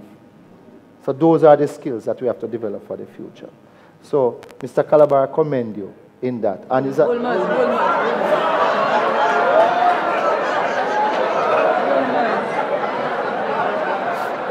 Sorry. I was about to say JC, you now look at Uncle Jimmy. So. Thank you, Ulmers. Sorry. All right, you can have me outside for that. I'll buy you a drink. National debate on the logistics hub. It is time that is forthcoming. Let's have a project on the table and pass and get something. And then we have something to debate about. Because we have constantly been engaging in debates. But as I said, Dr. Jaguna said, it's time for action. Let's get something and we can debate something in reality. Not debate what we should do. And sing by the rivers of Babylon. There they sat down, and we look back in the past. We have to look in the future. So, what is word? Alternatives to Goat Island. Alternatives to alternative site, thank you. I don't know who wrote this here, not me. Yes. Well, when you listen, you know, a lot of people look, and this is a great country. Because if you go in the market and you talk about ice hockey and you just put up a key, everybody can comment and tell you what to do. I see a lot of people perform, them see a little water, they say a port can go here. What it takes to create a port is different. There's an established port there. So it's a matter of negotiation. When the project is put on the table, you go through all the environmental consideration, you look at the coal, right now at 44 cents a kilowatt, we cannot continue with our electricity. Our oil bill is more than our export.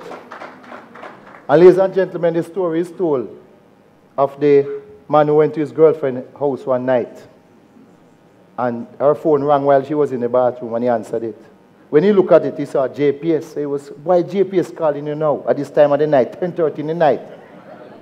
10 minutes after, phone ring again, NWC. So the man came a little curious, him go ring her phone. Rent. So ladies and gentlemen, at $1.40,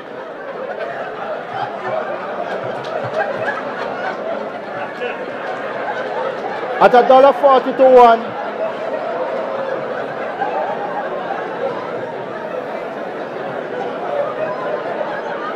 all right, ladies and gentlemen, at $1.40 to 1, all the mateys them come together and say, well, lend us any more money. The IDB, the World Bank, the IMF, all them come together. And they give us 7 years in which to reduce $1.40 to 95 cents to 1. How are we going to do it? We're going to contract. But the ladies will tell us if we just a contract and have no baby to show, it's not a good sign. It's a painful experience. So ladies and gentlemen, they have embraced the logistics hub as a growth strategy. So whatever we can do to make this thing work, ladies and gentlemen, the growth strategy, you can't contract yourself into growth. So we have to grow ourselves. So we can contract, and you try to lose some pounds. The first 10 pounds is easy, but you try the next 10 pounds. It takes harder work. You have to go exercise and do some things. You can't just imagine and it goes away. Or look at the exercise equipment. Ladies and gentlemen, we have to grow ourselves out of the debt. Local investors. That 50% rule is important.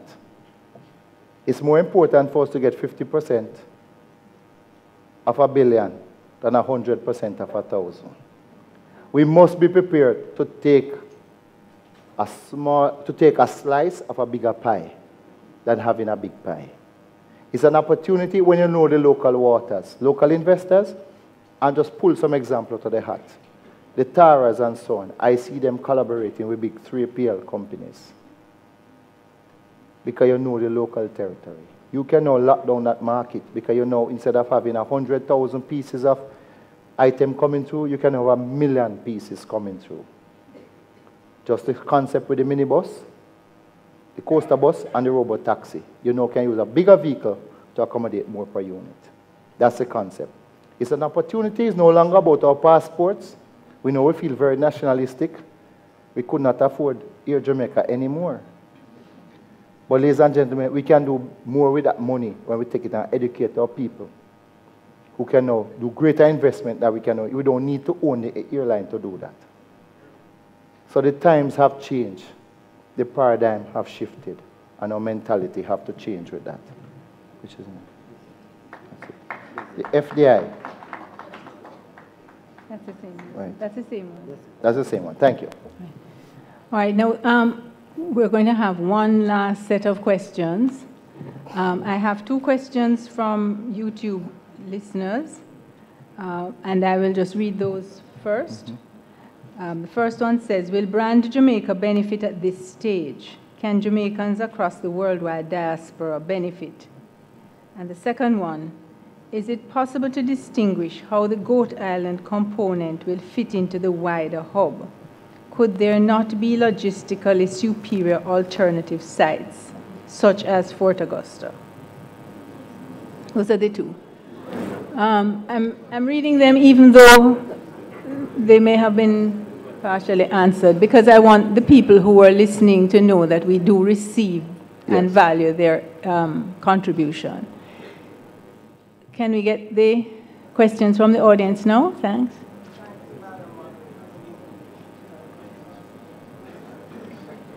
Thank you very much, Madam Moderator. Good evening, everyone.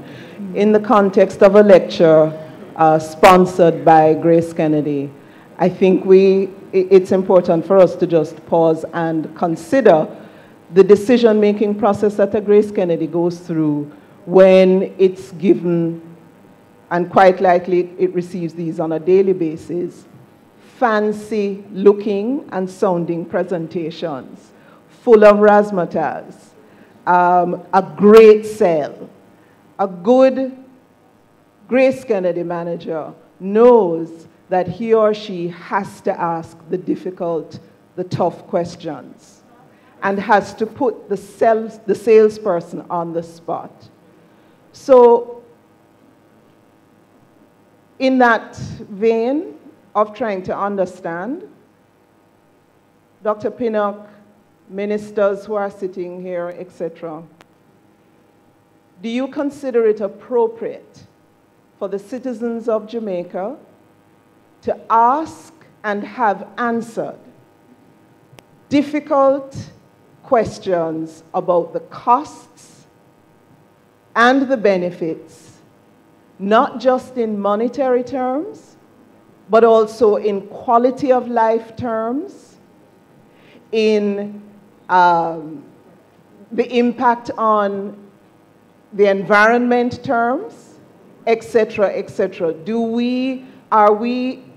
Is it appropriate and desirable for us to be asking difficult questions and getting the answers to them? Now, quickly, the residents of Port Maria quite likely would have been sold upon the development that they heard would come from New Bridge, new this, new that. They didn't factor in the flooding. The residents of Caribbean Terrace, no doubt, back in the day, were sold on the good development sale. They didn't factor in the flooding. So that we don't repeat the errors of development planning that does not take into account and does not tell the nation the truth about the costs and the potential impacts. Are we going to repeat the same errors? Should we repeat the same errors in this process as we try to get a logistics hub? Should we go for coal? Should we go for coal and ignore what we see in China because we tell ourselves it's cheaper? Should we go for flattening the Goat Islands, even if perhaps the flooding implications, the impact on fisheries, we don't even know the truth?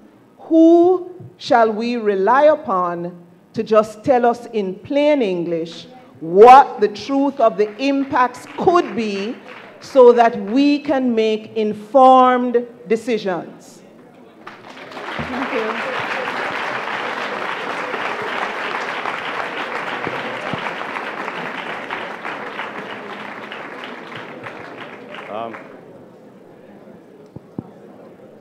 Dr. Pinnock, yes. Congratulations on your lecture.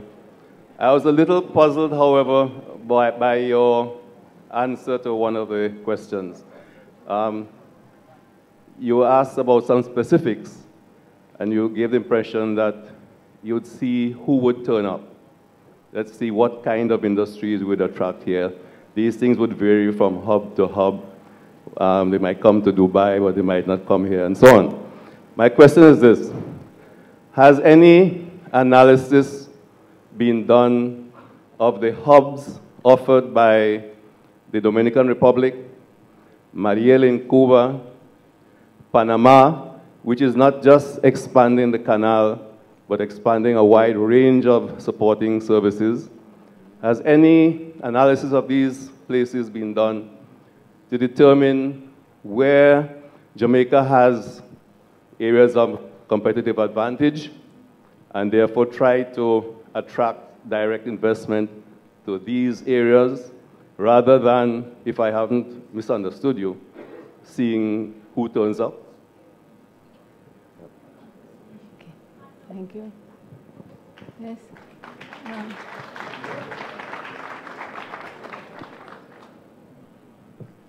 Dr. Pinnock, good afternoon. Good afternoon. The person before me asked exactly what I wanted to ask, and in a very well put way. We are responsible citizens of this country, and we need some good, sound answers to the question. Now, you started your talk with Noah's Ark, and you spoke of a company that had a chief listing officer. And I would like to ask whether or not, maybe I shouldn't ask, maybe what I'd like to suggest is that our minister, who is here, and the people who are promoting and responsible for the implementation of the logistics hub do in fact employ a chief listing officer, because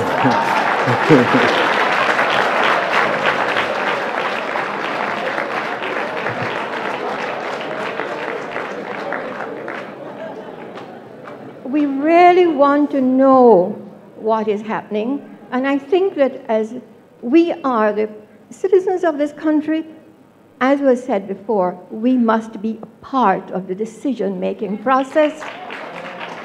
And I think our government must really listen. Thank you.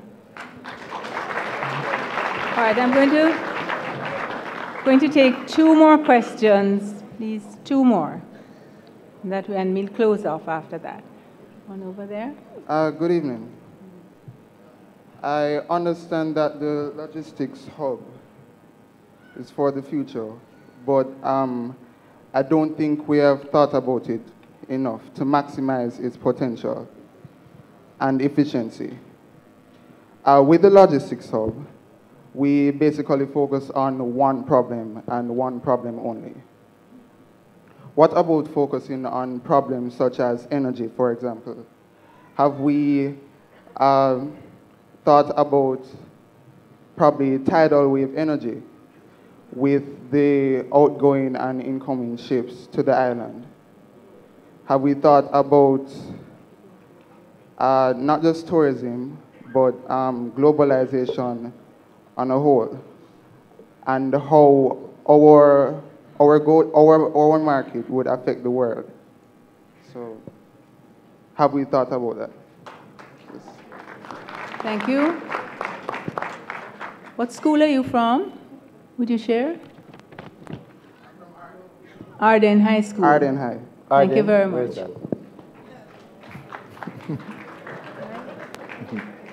Good afternoon, everyone. I'm from the University of the West Indies, and we're currently doing a project on negotiation. Okay. Now, earlier you stated that if you are skilled, we will take you. What are the systems or processes that are going to be put in place to ensure that skilled and qualified Jamaicans will gain employment in not just the lower tier jobs, but also the higher tier jobs?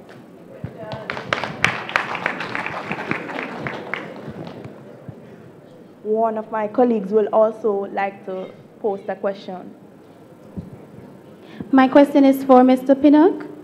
In your expert opinion, what are the challenges and opportunities that current organizational structures of our government ministry pose for the successful implementation of the logistics hub? And I'm asking you please to make specific reference to MIIC and Transport Works and Housing. Thank you.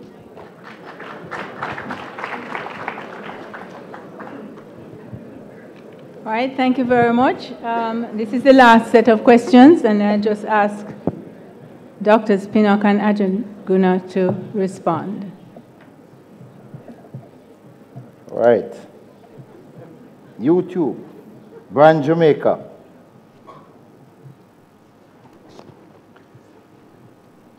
The benefits from the diaspora.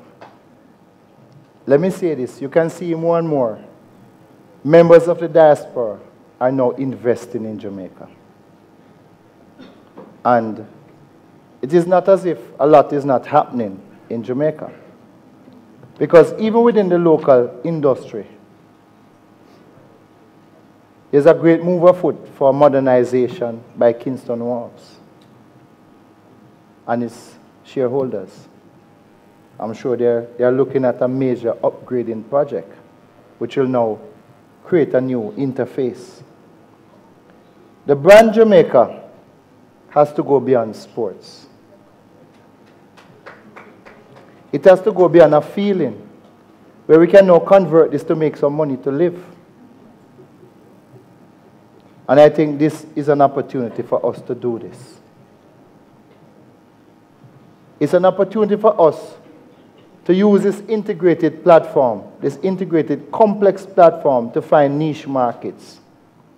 It's an opportunity for us, even in agriculture, to move up the chain.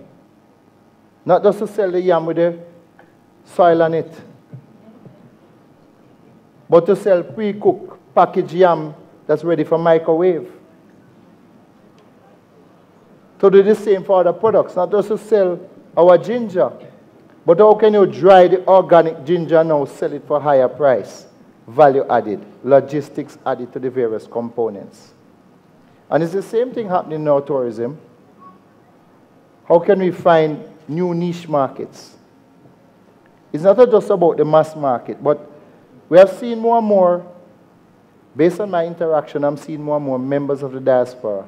Professor Ying is here, can tell you, people are investing in this country. And especially since the National Debt Exchange, financial institutions are looking for something to do with their money now. It's a great opportunity for us to kickstart more businesses. And it's time for us to take some risk.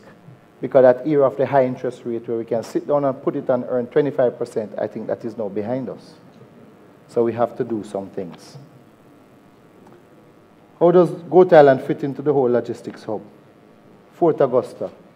I spoke of scale and scope of an economic zone. An economic zone is a jazzed-up free zone because the World Trade Organization have moved up by 2015. We should not have any more free zones because they connote export subsidy. So whereas there's a place for the expansion of Fort Augusta, and this is no package, but there's also a place for a bigger context that is now focused on value-added, global value-added chain that can now be integrated into thousands of acres of greenfield project. We do not have the greenfield in Kingston, just like I showed you Barbados. It was difficult to clean out some of the areas because we'll have some challenges getting rid of people. We can't do that. Difficult citizens of Jamaica to ask difficult questions. They have always been asked, and it's encouraged. But ladies and gentlemen, it's difficult, and let me just say this, I'm not a politician, but to just speak on their behalf, it's difficult. Some of the questions we ask, and sometimes I think they need some crystal balls to answer it. Because when you're going to ask them what's going to happen next 10 years, we're in a globalized economy, where there are multiple things happening in a different direction. So, we're not seeing something happening here, but you see 40 pieces of legislation passed last year through the House. That is part of the platform in helping to create this. You have seen where the Port Authority have now announced that the port community system is now coming. That is the global platform, the IT platform to now integrate the industry, how we can now know what is happening overseas and to send that information through the chain. So there are different things that are happening, ladies and gentlemen. Maybe the pace at which we'd like it to happen is not fast enough, yes? Maybe because we're not putting the money, we have to now attract the investors. And things have started, ladies and gentlemen. It has started. So we're not at ground zero. Remember, we already have established facilities. We're not starting something from scratch. We already have some facilities in place. We're repositioning them to take greater advantage of where the market is going. And yes, the analysis of other countries. Various missions have been made to Panama, and in fact the Panamanian ambassador is here. He's a sitting member of the subcommittee on education and training. Very enthusiastic, because every ship that passes through the canal to come to Jamaica is a vote for Panama, is a vote for Jamaica. So it suits us to work in partnership and not competing and cutting each other's throat. For Domre, for Cuba, already I spoke of the advantage of the English language, which we can use. And we are better located than anybody. So this is an opportunity for us, ladies and gentlemen, that if we can only get it implemented, which is what we need to look at, it can make the difference. You talk about the EIA, right? And ladies and gentlemen, we are now in an age where we can do a lot of simulation. We no longer have to just guess and spell. At the Caribbean Maritime Institute, we have multiple simulators. We can put even on the simulator and tell you the impact of what a tidal wave could cause on such a port and so on. These things go into the whole environmental impact assessment. For once, ladies and gentlemen, we need to work together and trust the process. We have to do that.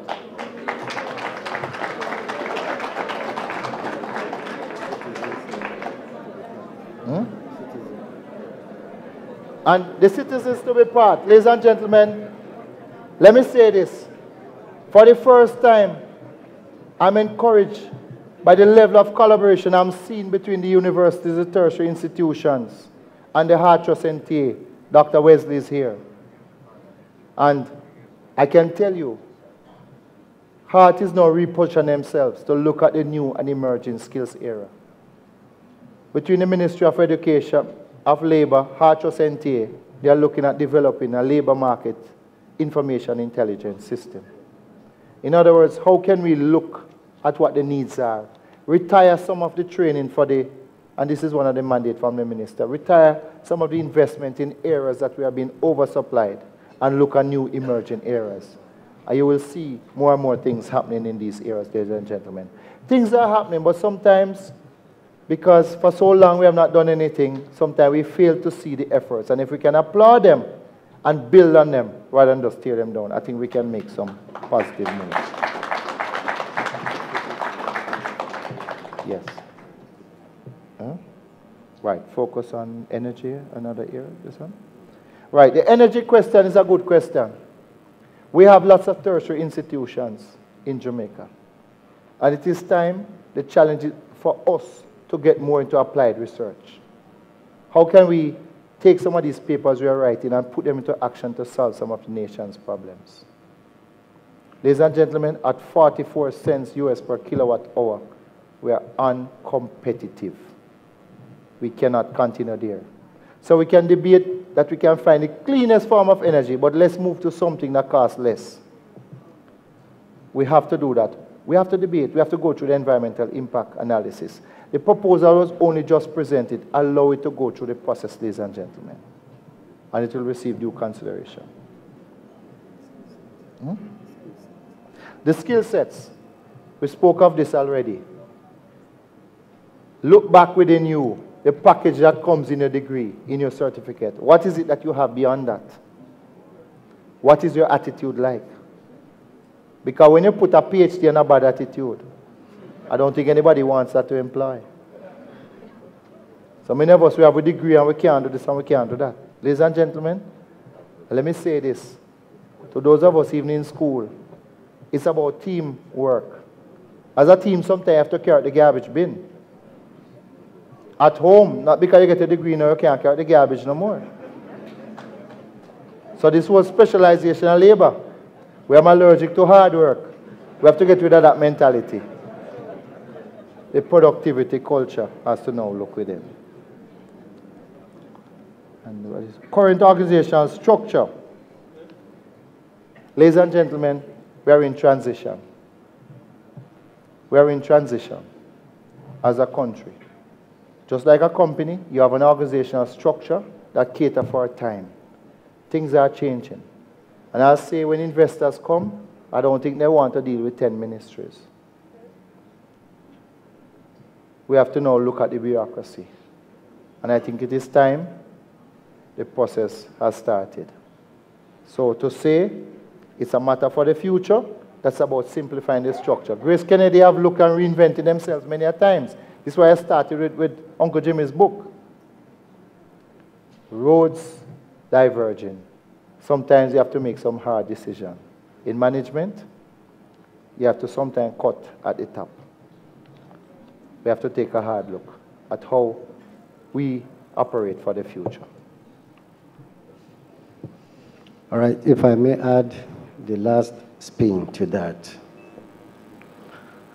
citizens' participation in the process. As Dr. Pinnock indicated earlier on, the Caribbean Maritime Institute is currently running the Logistics 101 training across the island. In addition to that, we've been having a series of symposia. We had one at the University of West Indies, which was in collaboration with Mona School of Business. The essence of that symposium was to sensitize the local populace and to make them contribute to the debate. The question I want to ask is this: what are you doing in your own community to be part of this process? Organize a 101 lecture, we will come to you. Organize symposium in your area, we will come to you and share with you.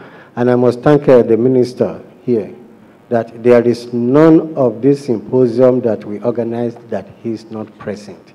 So it's a minister who is ready to listen to you and who is ready to talk to you. Thank you. Thank you very much. Can we just give all our authors, our lecturers, a big hand?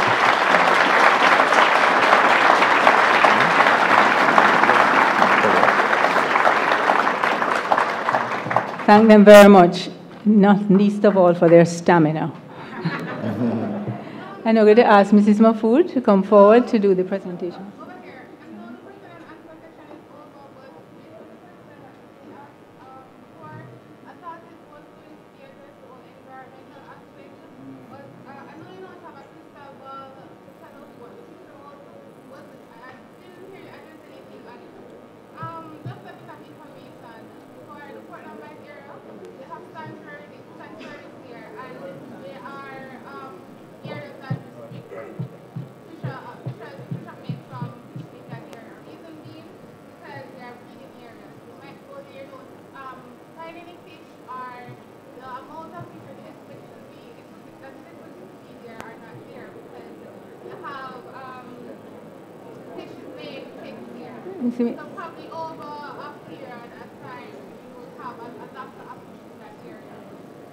Would you, excuse me, sorry, but we are strapped for time, and we did have, time allocated for questions. Could you speak with Dr. Pinnock afterwards, please? All right, thank you. Thank you very much. The process, that's it. Allow the environmental process to go through. Good evening, ladies and gentlemen. Well, I'm glad you've had a great discourse today. That's a goal of our lecture series. We want debate, we want discourse, and we hope that it continues after today.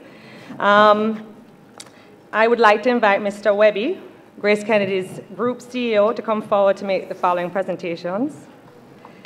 You know the saying that behind every great man there's an even more amazing woman? I don't know if you know that version, but that's my version. And Mrs. Ajaguna and Mrs. Pinnock must be amazing women to keep up with the demands that we have placed on your husbands over the past 6 months. They did an excellent job, and you must be very proud. And I would like to invite you both to come forward to accept a small token of our appreciation. So Mrs. Ajaguna, you can come first, and then...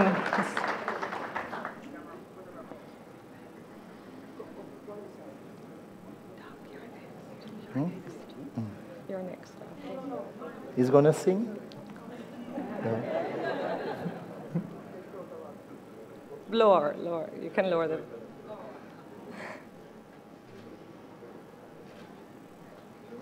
Thank you. And Mrs. Pinnock, I'd like to invite you forward.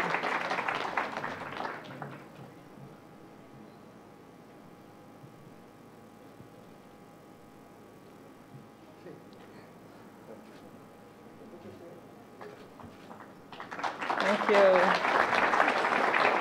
Dr. Ajaguna, thank you so much for playing a key role in ensuring that today was a great success. You were always accessible, you were quick to respond to requests, and excellent to work with. We thank you so much for your partnership in this process, and we'd like to invite you forward to present you with a gift.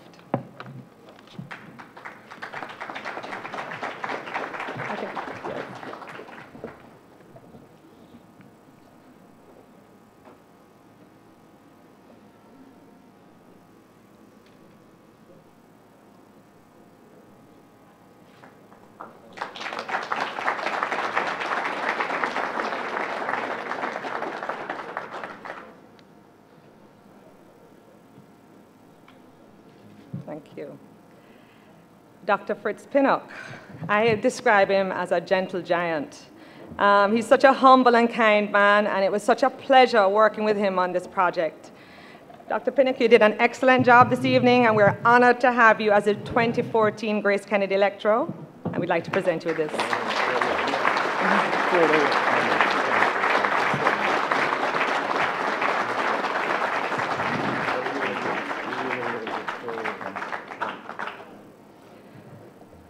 The Grace Kennedy Foundation has been providing tertiary scholarships for over 30 years. We're very excited to announce that as of September of this year, Dr. Pinnock, we need you back down there. As of September of this year, we'll be offering a scholarship to a student studying logistics at the Caribbean Maritime Institute. At this time, I'd like to invite Professor Gordon Shirley, who's chairman of the board of Grace Kennedy Limited, to come forward and make this presentation to Dr. Pinnock. Dr. Are you going to please join in with?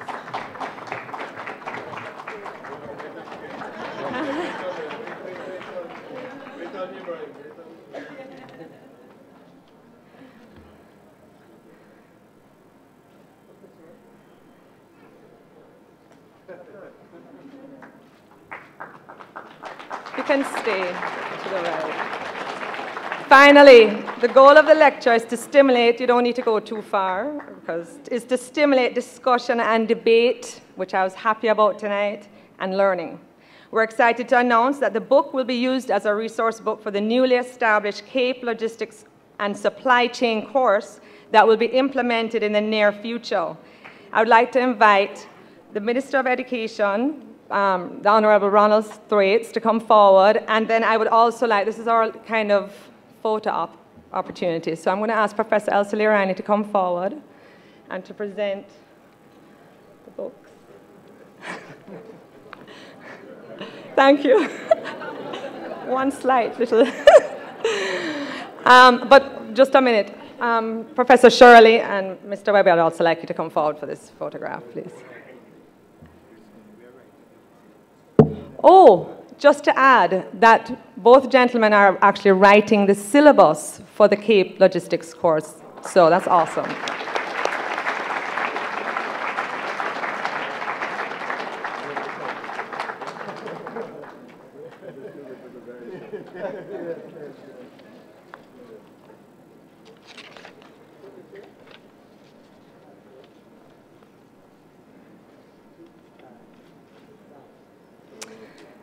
Thanks again to all the persons who have contributed to making this lecture a great success. Would you like me to just invite Fred?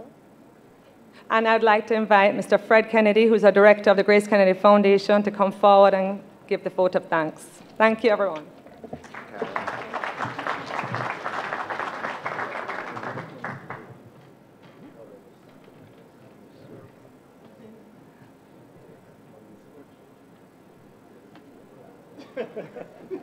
Not so little,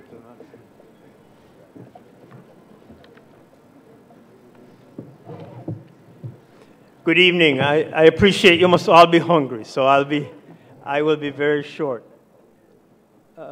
Distinguished ladies and gentlemen, and all respectfully, all protocols observed.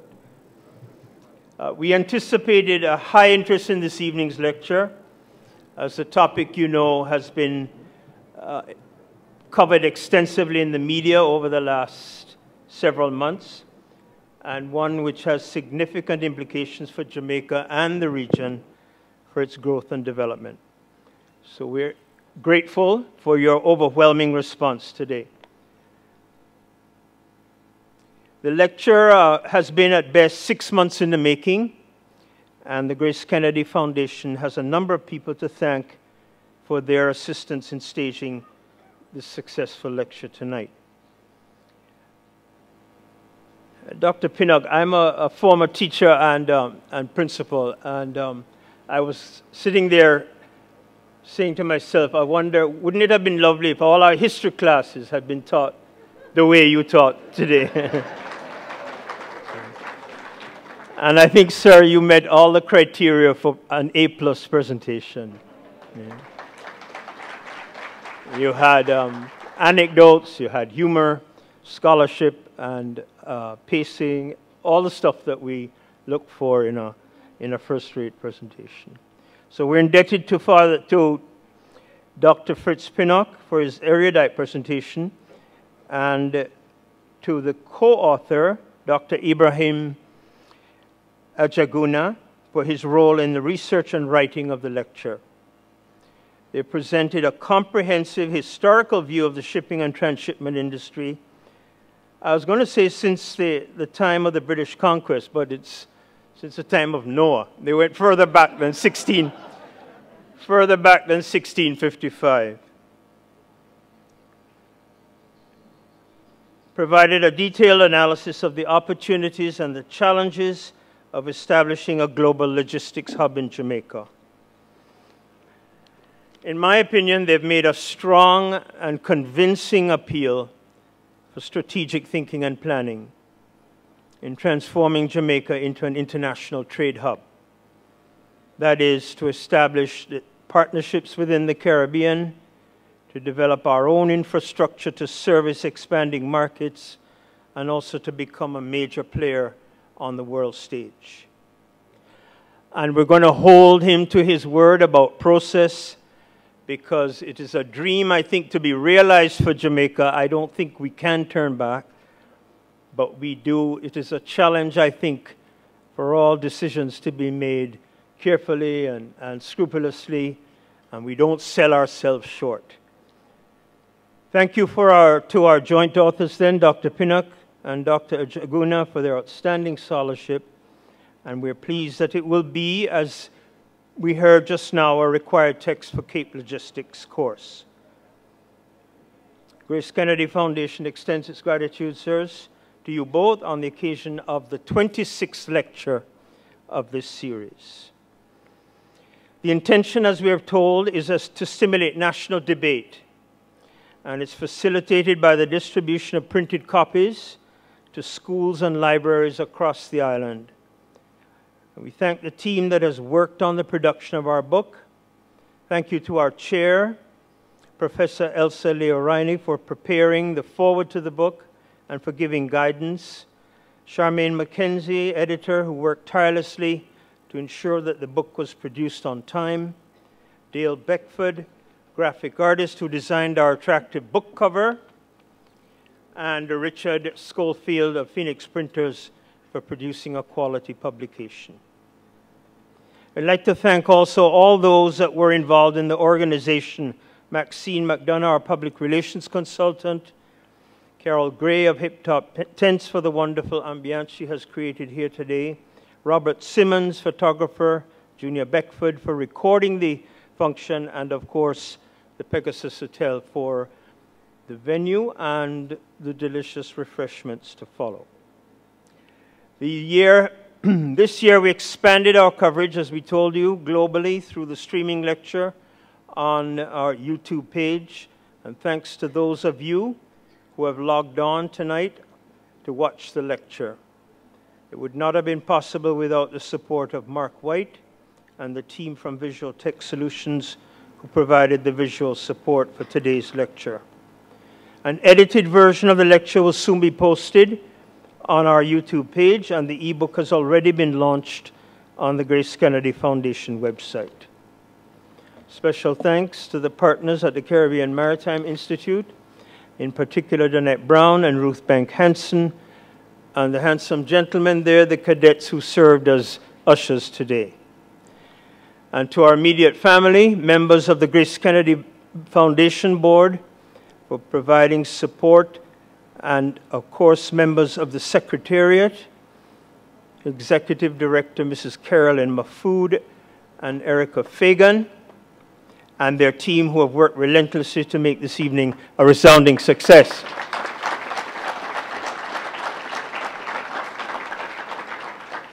And last but not least, we thank each and every one of you for taking the time to come here and for creating the amazing energy and vibrancy of this evening's discussion and debate. I think the people asking the questions also get an A+, don't you think? For challenging our presenters and for their insightful questions. And we ask that you continue the discussions in your offices, your schools, your churches, and communities as we learn to become responsible, as we learn to become more involved in the responsible governance of our country. So may you be kept safe as you travel home, and thank you again for a wonderful, stimulating evening of erudite scholarship and discussion. Thank you.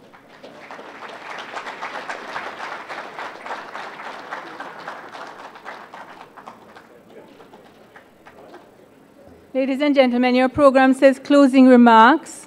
Those remarks will just repeat what Mr. Kennedy has just said, that there's delicious food outside, and we hope that you will enjoy it and travel home safely. I just want to add, although it's been said, both by the lecturers and by Mr. Kennedy, how very much I appreciate the work that is done by Mrs. Caroline Mafood and Mrs. Erica Fagan. They are truly wonderful to work with, and I appreciate them very much. Thank you very much.